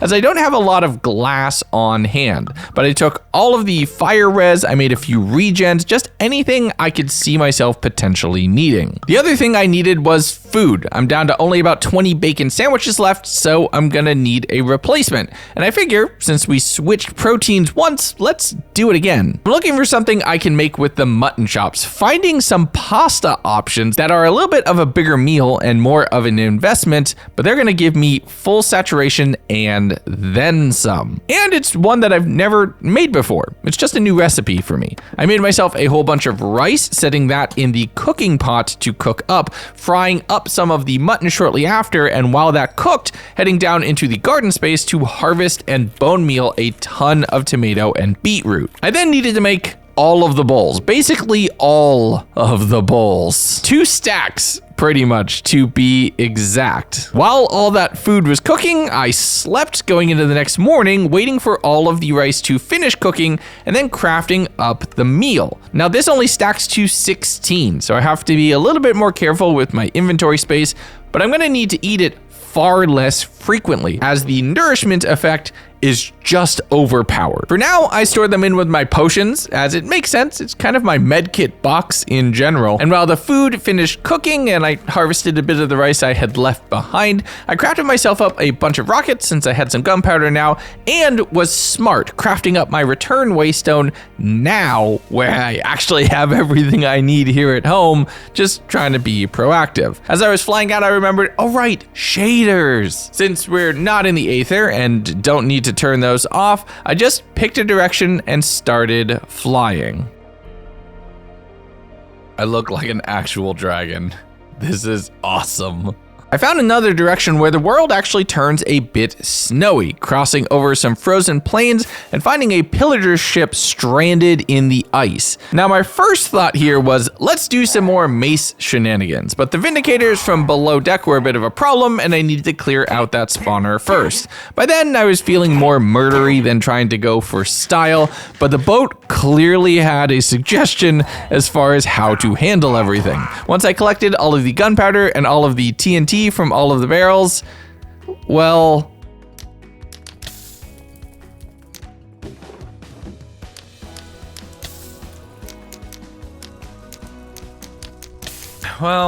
game, when you're right, you're right. Okay, in retrospect, I might understand why I'm on the naughty list.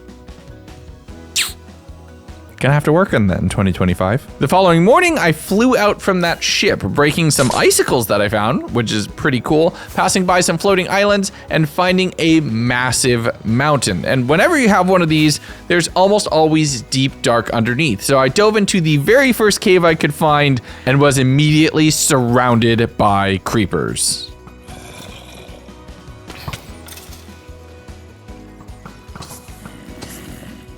Oh my goodness.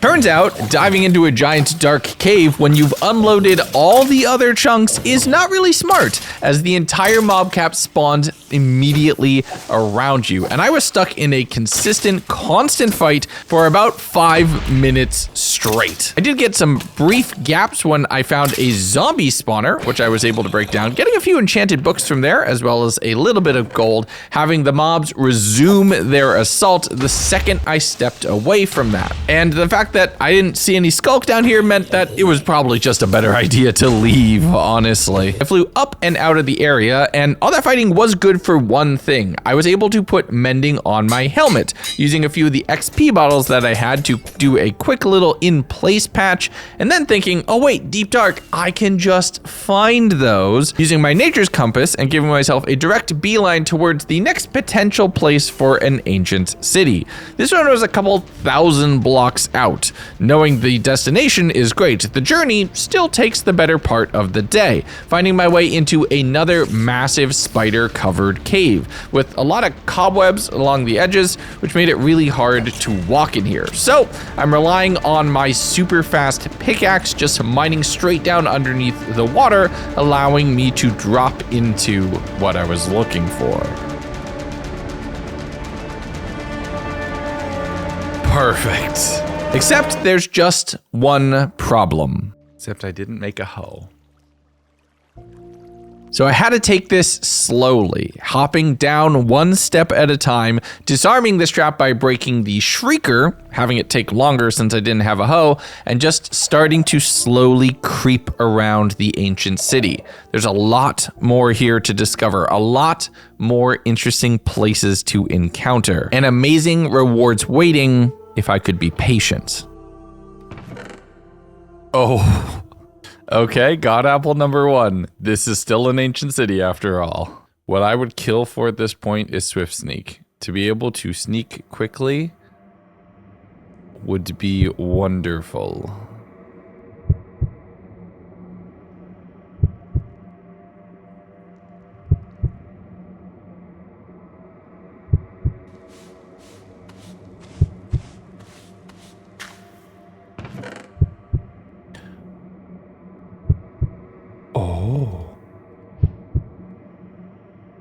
Oh, that seems fun.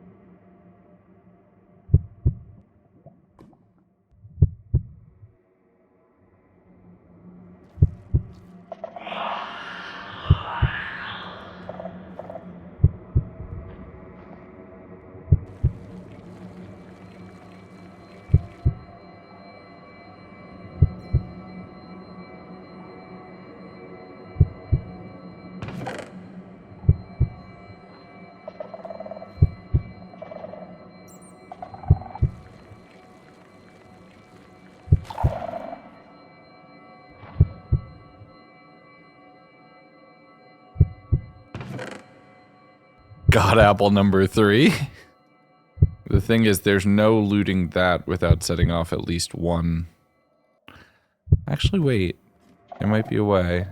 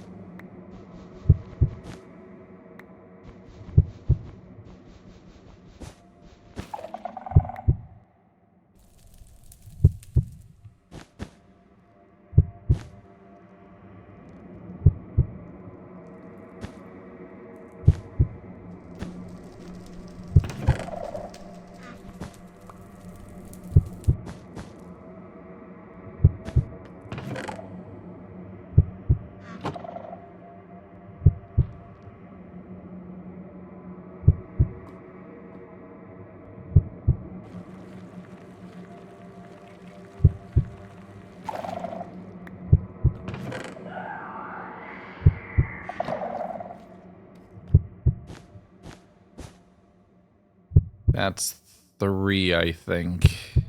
Next one summons a warden. Drifts, I'll take... Oh, okay. Silk touch, though. I mean, it's not perfect. Oh. Swift Sneak 2 book.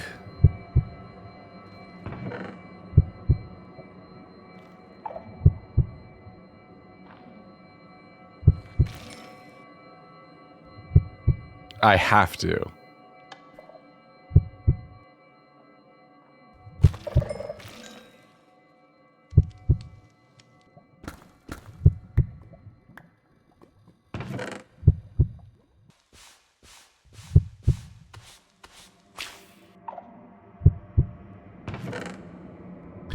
Warden upgrade, another one of the color ones, yes.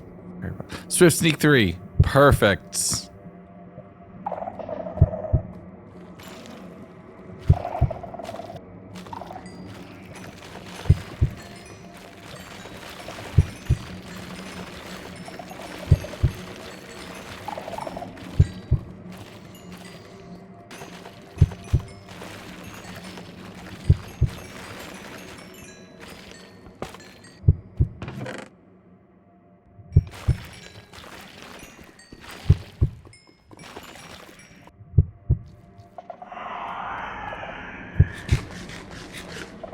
Been long enough, I think I reset.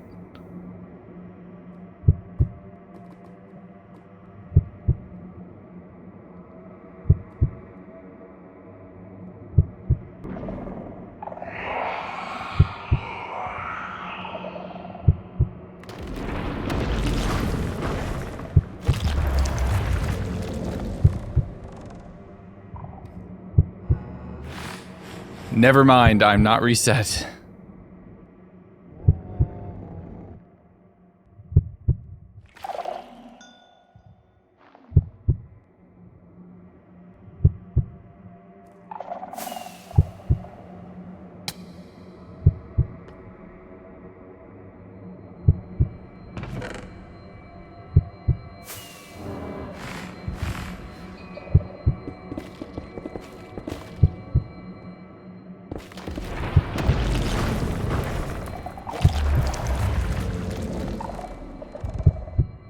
Okay, now there's 4 wardens active.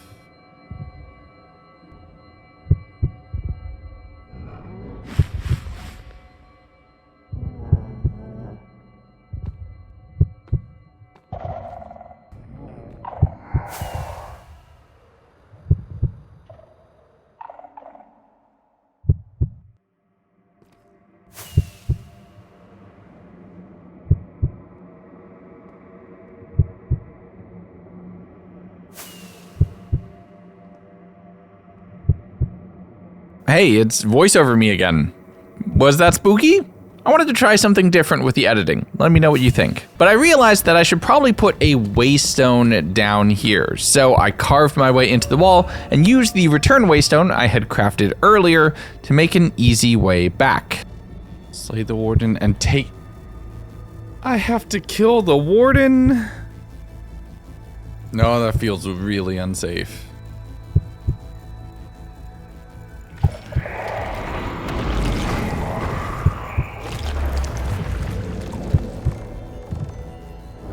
Where's the darkness? Where's the darkness?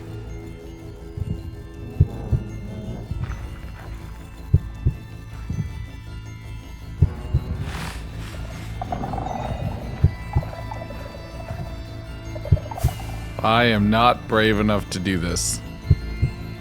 Look, when you get the world, you can do it. I'm not brave enough to do it. Once I returned home, I had to start recategorizing my loot again. I couldn't afford a barrel for just sponges, so there's now a skulk barrel, and the sponges live with the dirt. That totally makes sense, right? I put Swift Sneak 3 onto my pants, rewarding myself for my spooky little moment with slightly speedier sneaking. Try saying that 3 times fast. Dropping off a bunch of enchanted books and a single bottle of Dragon's Breath, and that is going to come in handy later. After that excitement, I started day 80 with just a bit of research. We're gonna quickly montage through a lot of the menus, but I'm looking into what different items and armors I can make for myself and what the potential best in slot options are. Dragon armor I had already decided to spec into was solidly amongst the best. But there's a few other options I could do. For example, officially combining my elytra and the chestplate, but I like having it on in the cape slot. I went ahead and duplicated that glint colorizing template, thinking that if I could combine it with a little bit of stained glass, I could change what color the enchantment glint is for myself, make myself a stack of stained glass panes before realizing I had forgotten to read. Oh, use the dye. Why did I think you need stained glass? What dye would be most interesting? I want cyan. I thought about what armor options I wanted to go with, and I realized blue was a little too basic, and we should warp over towards the desert palace that we had assaulted earlier, grabbing a little bit of cactus, checking out a partially buried nether portal that had a few blocks of obsidian inside, and then returning back towards the waystone and warping my way home, smelting that up to make myself up some cyan dye, which I think is more diamond-like. It definitely is the color, and my armor looks sick.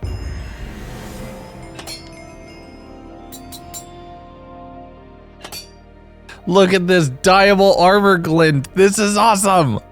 Okay, we're gonna put the shield back on though, because that's sick.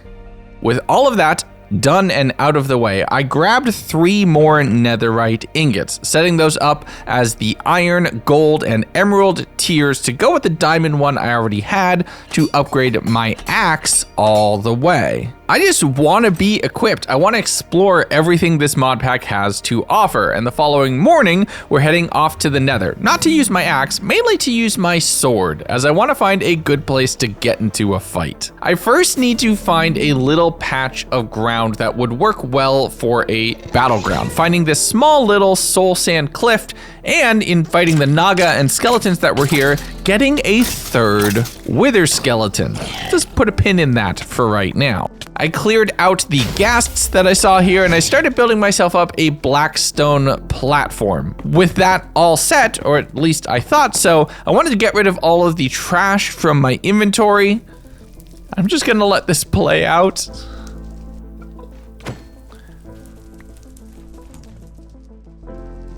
No! Oh my god, I'm face palming so hard right now. I meant to throw away the glowstone dust. I'm leaving that in. I'm leaving it in so you all can see it. I could edit it out, but I won't. Oh, if I die because of some boss, because of that, I am gonna be so pissed with myself. Yeah, I was mad at myself because I just lost 3 of the best healing item in the game, and it was time to fight one of the strongest bosses this mod pack has to offer. This is the Blackstone Golem, an entity that, while it might not damage me directly, does massive damage to my armor, both in sheer damage as well as setting me on fire repeatedly. The only problem is they bought a punching arm to a nuclear-powered sword fight, and I was able to take them down relatively quickly. I didn't even have enough time to get the montage music going. And to continue the trend of me not paying attention and reading labels, I ate its heart.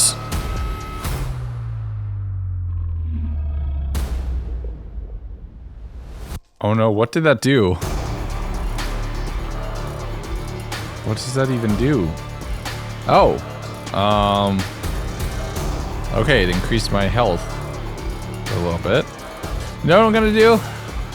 I'm gonna go kill the wither. Just to take my aggression out on something. I have a very funny idea and potentially a very stupid one at the same time. As long as we have the extra health, let's maybe go do something with it.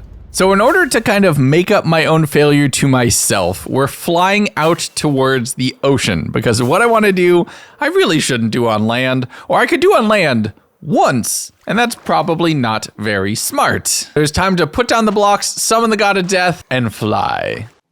This is so dumb.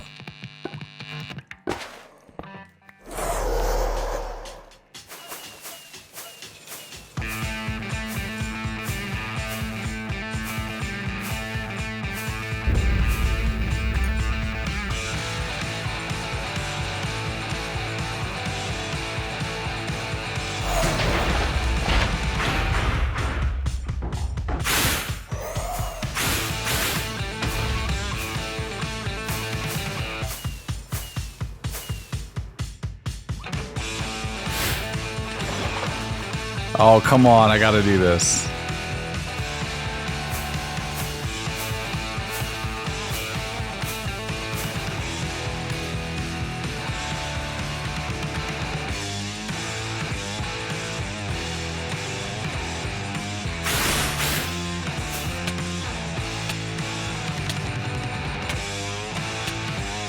Oh, I keep missing. This is such a waste of rockets now. Ah!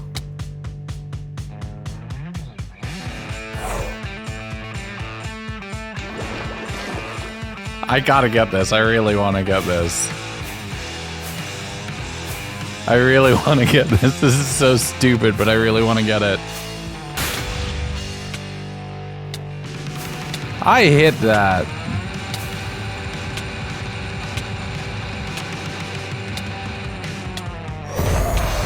Yes! First try! First try! First try! Pay no attention to the fact that you watched that take most of the day. Oh my goodness. There's my golden apple back. There's another golden apple back.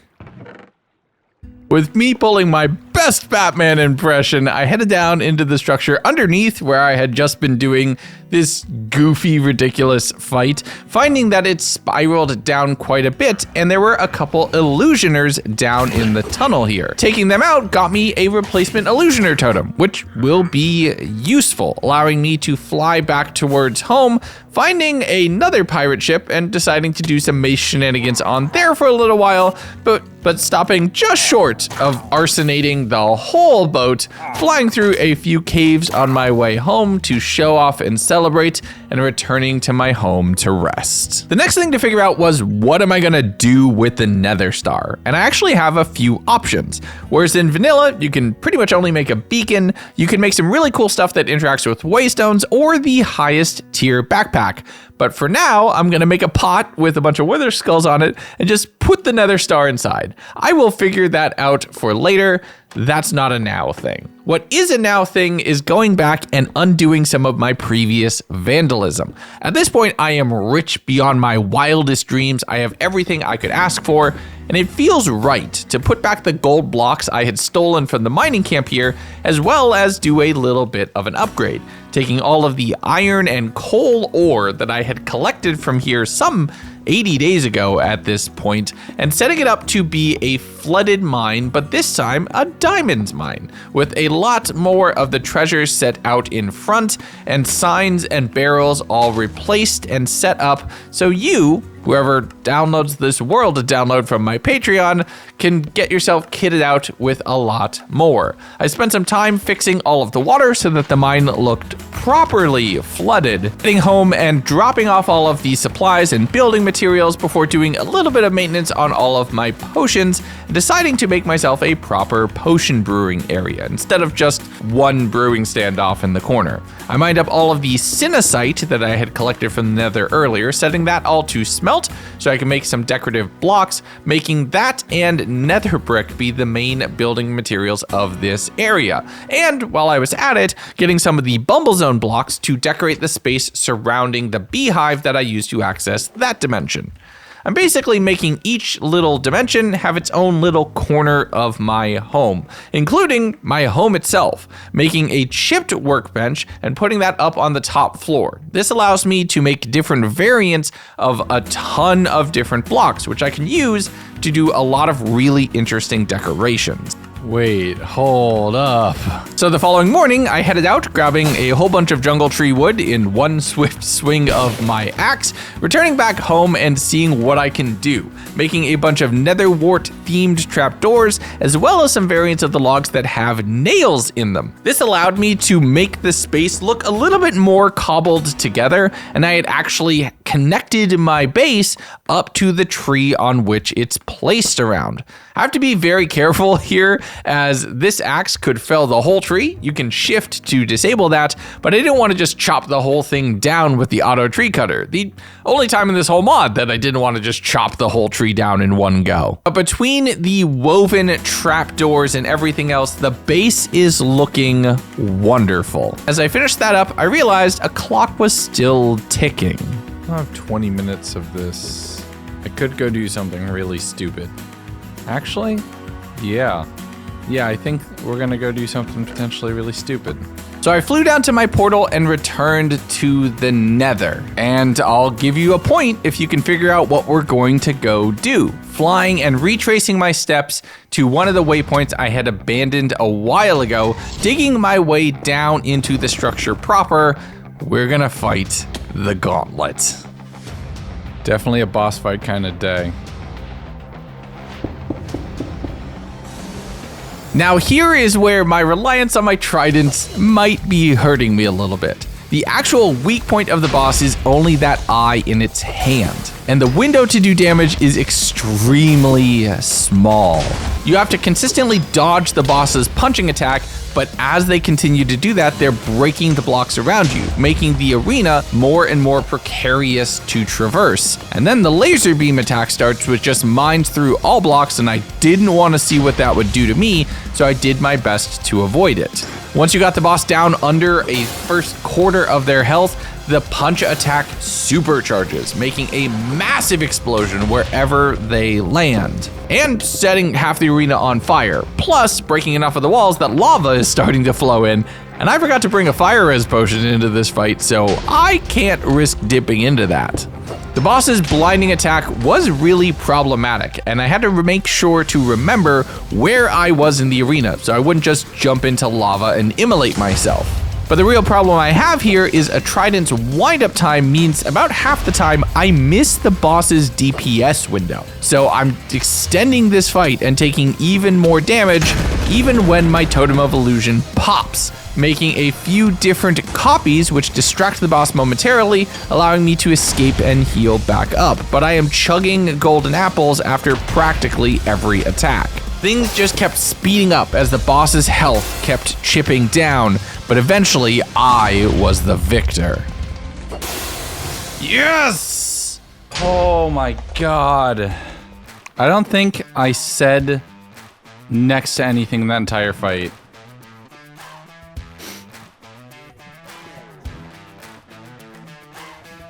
Wait, what? How do I get this? Ancient anima. Oh, we're absolutely saving for creative flight. Are you serious? With another boss defeated, I flew through hell, returning back to my portal and dashing up to the base at large. Once there, I made myself another pot and threw the boss's loot inside. We're gonna stay consistent with how we're storing items this time around. All right, day 86, we're in the end game now. Since I'm not gonna be mining up those diamond ores, that's for you all to enjoy, I decided to switch the enchanting table to a bow. I'm gonna need a projectile weapon that won't destroy itself if it gets sent into the void, so it's time to make myself a weapon worth using. The only thing is, I need to get to level 30 to do that enchanting, and I know of a place to get it. Warping over to the ancient city, I flew off into a direction just to get myself further away from the city itself in case there was any lingering wardens sitting around. I found a pretty large cave with enough skulk spread across the bottom of it, and while I had to deal with random mobs and monsters that were attacking me here, I thought it would be safe to just farm up all the skulk. 1, 2 shrieks later, okay, maybe not exactly safe, but better than trying to do it in the middle of the city. I picked up a few extra diamond ore in the process, mining everything out, and this cave is actually so expansive that my shaders are rendering the god rays from the other side because none of the blocks have rendered. So it's just making this whole place look nice and bright and friendly. It is very not. It is filled with fungus that wants to consume all life on the planet and zombies who want to eat me. Oh, and by the way, underneath me, I'm not sure if you caught it in a few of the clips, there's another ancient city down there. I mean, I kind of have to, right? At least a little.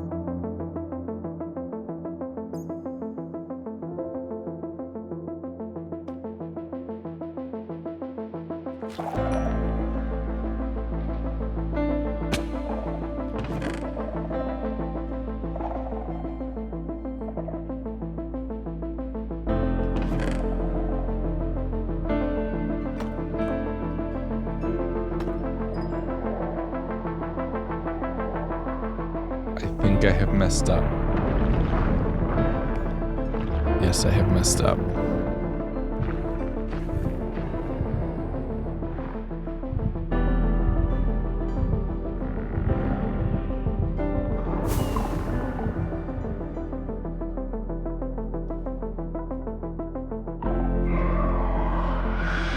No.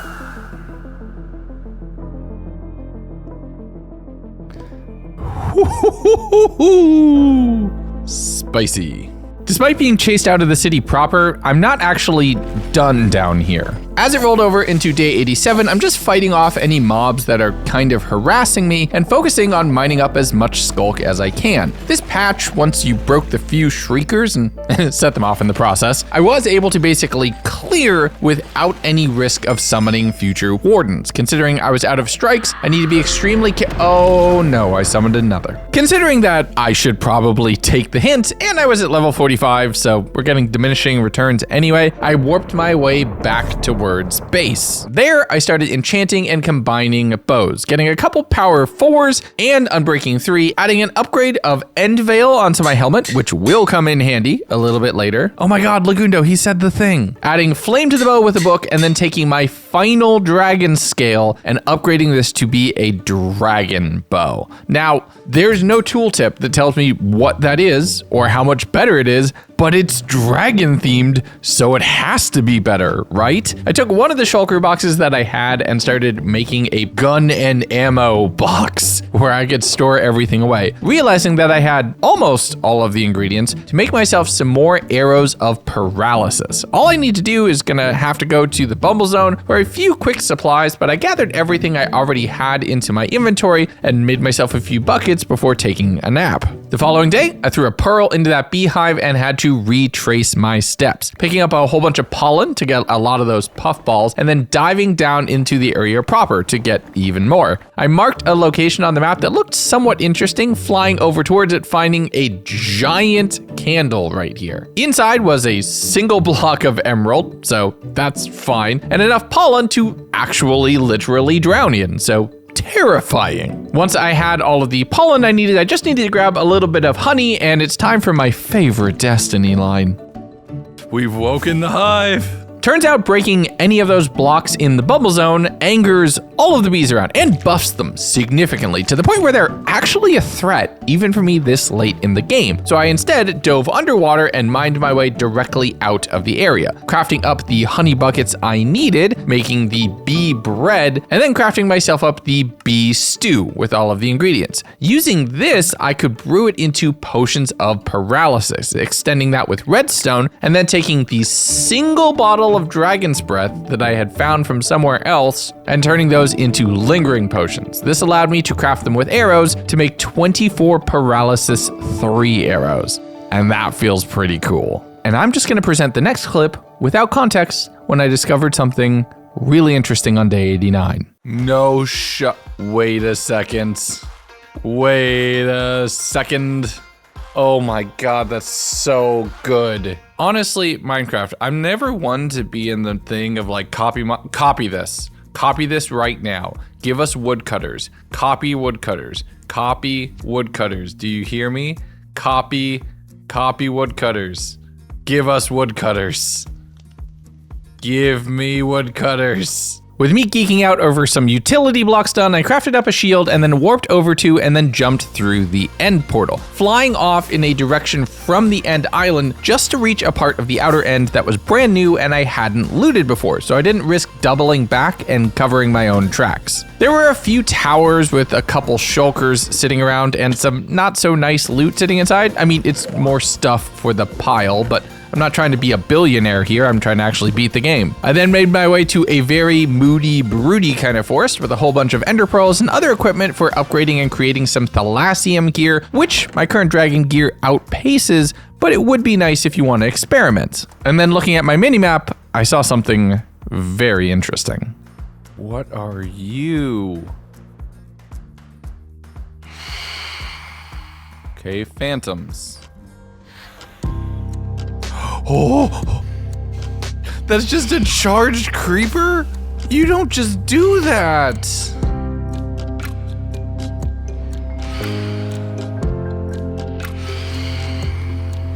Big phantom, big phantom. I don't know how much big phantom hurts.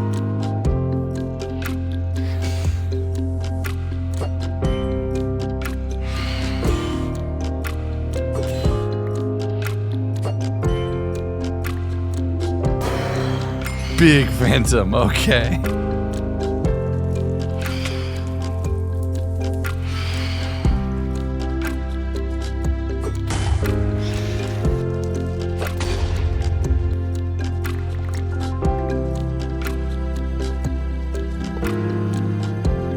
That's just powered creepers. That's just a powered creeper spawner. Y'all are evil. Oh, that's a lot of stuff. Okay. Okay, I know I just made the bow, but it's time to switch to it, because I do not want to risk throwing my trident into the void. And now knowing that this dungeon actually had some really cool things to go and find, I made my way inside, breaking off and opening up a few chests, getting some okay supplies before realizing what else was hiding in here and just how dangerous this place was. That is cruel. They're faster too. Oh, you menace. Powered creepers can kill me, even in this armor, even with everything I have. Unless you have at least 3 pieces of blast protection 4, you die to a charged creeper. Never mind the fact that they made them even worse. Nope, just no. Whatever twisted, sadistic person made this tent, welcome to the circus is true, my god. This place is cursed, and I am leaving. Deciding to leave the Death Circus behind, I just started roaming in the end, and I was actually flying around here for a while. I passed by a few flying ships where I was able to get some diamonds, gold, backup elytra that I probably don't need, considering they're all enchanted with Unbreaking 3, heading over towards a crash ship where the most important thing for me was actually the crafting tables so I could compress down all of the ingots I had into their block form so I could store everything away. I made my way into a crashed smaller ship, which made me realized that I could have been farming all of the ender warthogs if I had just killed them from underneath where they absolutely couldn't touch me, finding a duo of downed airships with not much inside and this tiny little dinghy with a shulker doing their best. But eventually I made my way to an actually active end city with an airship next to it. This had a few shulker spawners and the usual loot, but funny enough, the elytra here is unenchanted, so the random additional ships that get added are just defaults better. Lore-wise, I'm making it think that the people who sail out further from cities need to have better wings, so that's why you get the enchanted version. I dug my way into the top tower of the city, breaking up the spawner here, fighting the very few shulkers that were up here, and grabbing all of the loot and shulker boxes off of the podiums, basically doubling my storage power. I picked up an ender chest from one of the other rooms that was guarded by a few shulkers, killing everything I saw there and just picking up a little bit more. Heading out of the city, I saw a single crying obsidian block, so I sailed over in that direction, figuring out that it was an endermite spawner, and I should have let it be. Endermite powder. Wait. Arcane purple block. Oh, it just looks pretty. Still, that's cool. But at this point, I was thousands of blocks away and I needed to start turning back to head home. I picked up a dragon head from the front of one of the crashed vessels, passing by an eternal gateway, and that's giving me some good old-fashioned better end vibes, flying over the corruption, landing into what I can only describe as a bathhouse that had a little bit more loot resting inside, and finally finding a gateway that I could fly through and go through the portal, returning my way to home. The next day, it was all about de-looting, but also taking those 4 shulkers, which happen to be the exact same colors as the 4 I had gotten the first time, not sure what the odds of that are, but re-dyeing them, just so everything would be a little bit more consistent and differentiated in my ender chest. I then spent a little bit of time just putting everything down, upgrading the knife on my cutting table, making blocks of all of my items, replanting my nether wart, looking what I can do with a few of the different potions, and trying to make myself the things I would need for endgame. Brewing up that crab claw is probably one of the most controversial things in this whole video. I know I just got a lot of flack for it when I killed a crab on my stream yesterday, which, by the way, if you've made it this far, you'll like my streams. Come watch. But I made myself reach, strength, fire resistance, regeneration, splash, healing, everything I could possibly want so I would be kitted out and protected, going into a battle prepared. But I don't just want the end of this video to be fighting the whole way through. There's still a lot more as far as the decorative and homemaking parts of this mod pack that I've barely really scratched the surface on. So let's take a quick little few days diversion to start making a few different chipped tables. These all end up, I found out afterwards, making the exact same blocks and serving the same purpose. But they do allow me to start making some different visual and thematic areas so that the base looks more cohesive. I reorganized all of the loot on the very top floor near the Aether area, grabbing all of the gloves that I found just so I could give every statue arms, allowing a few of them to hold different items. I then plopped down a lot of my diamond blocks and my emerald blocks on the pile here, putting some of my armors on top, as this one side of the house is really a show of all my wealth and accomplishment across multiple dimensions, multiple bosses, and just nearly 100 days. When I wasn't busy shooting those statues, I was able to finally get the crossbow and everything else set up and into place, having my full army standing strong. I moved the dripstone over a little bit closer to the honey blocks and used the woodcutter and then the carpentry table to make a few crate looking blocks that look like a really nice accent. I want to make a proper bedroom on the second floor instead of just having my bed next to all of the chests. The diagonal fences make that pop. Crafting up a few lanterns and a few other pots and decorative items to just put right here around my area, making a proper small respite.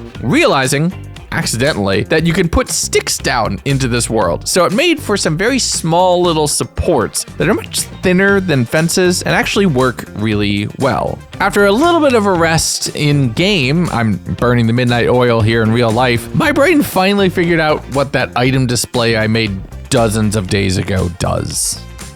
I can't believe it took me, what, 50 days to realize how that works? But Figuring that out also made me think of what I wanted to do with the Nether star. So I broke one of the pots that held the eye, so I kind of just put it back, breaking the other, grabbing the Nether star, and crafting up a beacon for myself. I want my home to be this ultimate bastion of safety. I feel like that's a critical step in really saying you've conquered a base, so a beacon really does that. I looked at a couple different options of where to put it before just deciding, let's just put it on the roof. And right after I made that decision, it's time for the classic clip where I lost a piece of equipment that is just sitting in my inventory and I don't notice. Silk touch, where did I put the silk touch hoe? Oh. In the backpack. You know, that makes sense. Once I found the equipment that I absolutely hadn't lost, I started making a small little emerald frame for the beacon. I want to use emerald and gold here as I feel like it fits the jungle vibe really well. I'm coring it up with iron just to give it the full amount of blocks it needs to complete, but the visual elements I want to really stand out. I actually ended up 1 block short, having a bunch of loose emeralds that I would need to craft up into that block to make it all work. With everything done, I threw the beacon on and in place, putting regeneration and resistance and getting a nice little advancement as a trophy. And it was at this moment that I remembered the structure that I had seen all the way back on like day 2. And I figured, let's head there. This top room was stacked. Some of the ones that enhanced the team, an actual evoker who was summoning Vex, and multiple axe-wielding vindicators. But I was able to power through, having only Casper, the very unfriendly ghost, biting at my ankles at the end. With that all done, I looted the top chests here and then headed down the stairs, making my way to some massive underground corridors populated with even more evokers and other mobs. The rooms here are a collection of bunkers and experimental chambers, some small libraries, and apparently intersecting with some other dungeons. But there's a lot of evokers and enchanters here, so as I made my way around each corner, I made sure to take out the spellcasters from range before going in and getting into a good old-fashioned brawl with a few of them. That didn't stop them from also trying to attack at range, though. Did they just throw their axe at me? A lot of this was good treasure to add onto the pile until I found a candle with X-ray hacks. Having cleared out that structure though, avenging my past self. Is it really avenging my past self if I didn't die? Satisfying my past self, I flew my way back towards home, dropping off all of the loot, condensing down things into a box, taking a quick little nap, and the following morning, I decided to upgrade the speed potions from the structure that I had just fought my way through, realizing a few of my health potions weren't splashes, so just adding some gunpowder into that, and that is a very kitted out and awesome looking potion shulker box. With all of that done, I warped back over to the end, flying through one of the existing gateways and flying off in the opposite direction, breaking down a few spawners and one of the structures that I found here, but I'm actually here for the end rods. I need them for one of the final structures in the game to summon the final boss that I'm planning on defeating. And I flew out finding a nice little exposed end wasteland biome, basically old school end biome, making a small 5x5 altar with all of the crying obsidian and end rods, grabbing the egg from my ender chest, and then stocking myself up with a bunch of different arrows and all of the potion types that I think I'll need to make sure I can withstand the damage output of this boss. I brewed up the reach potion, and I'll let you see it in real time. It doesn't affect my actual combat reach. That's a bit of a bummer. Okay. I don't know if this... Oh, no, it's doing something. I think it takes a while, though. I genuinely think it takes like a full day to happen. And we're gonna cut through all of the waiting. Let's fight. Oh, there it is.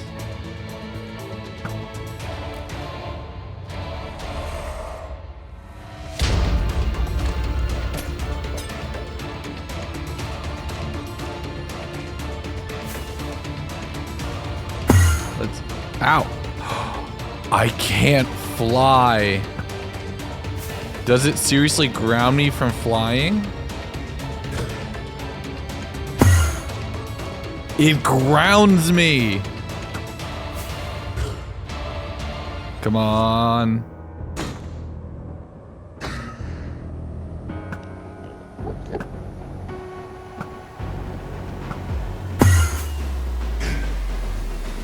Ow. Oh, that's annoying.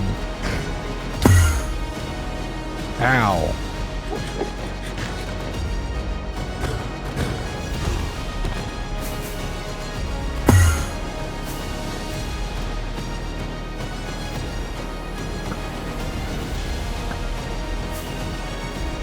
This is like a bullet hell. I'm dodging all of the pearls.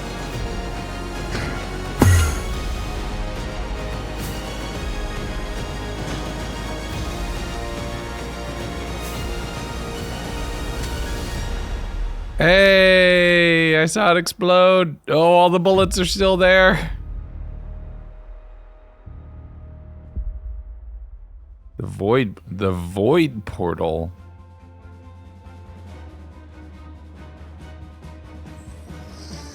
Oh no, I was not ready for this.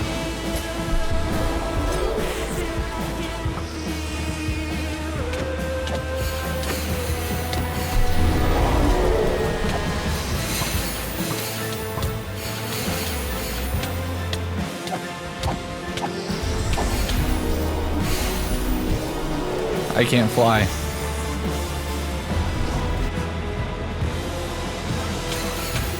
Oh, okay, that's how you damage it. Okay, makes sense, makes sense, makes sense. I get it.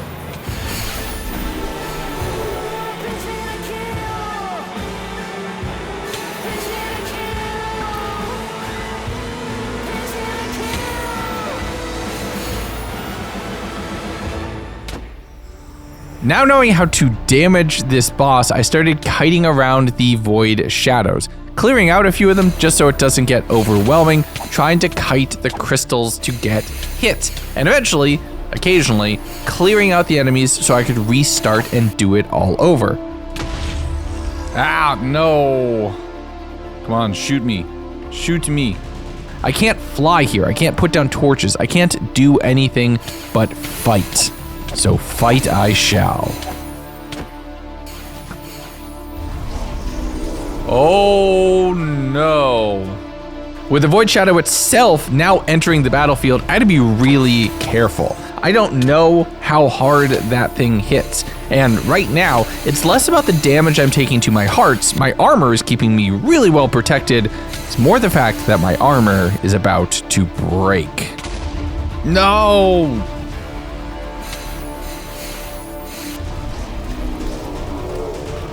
Nope. Nope. Come on, give me the good attack. No, no, no, run.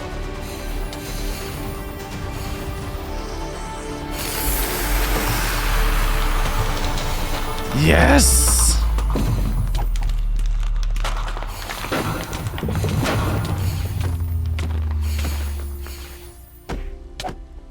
Oh, that was intense.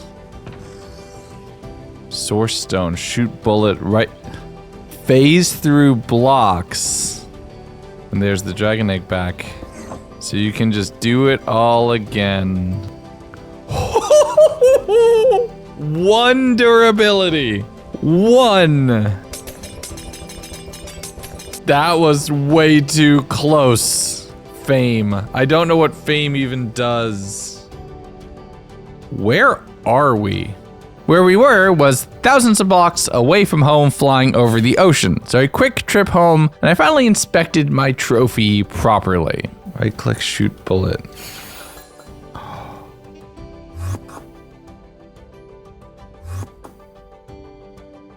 Oh, that's an immense amount of power. And the prime eye is basically a refillable ender eye. That was so amazing. And with that, our adventure comes to a close. What an awesome world, what an awesome mod pack. I had a ton of fun with this one. I can't wait for you all to explore the world after me. Until next time, everybody, take care of yourselves, be good to each other. Bye-bye.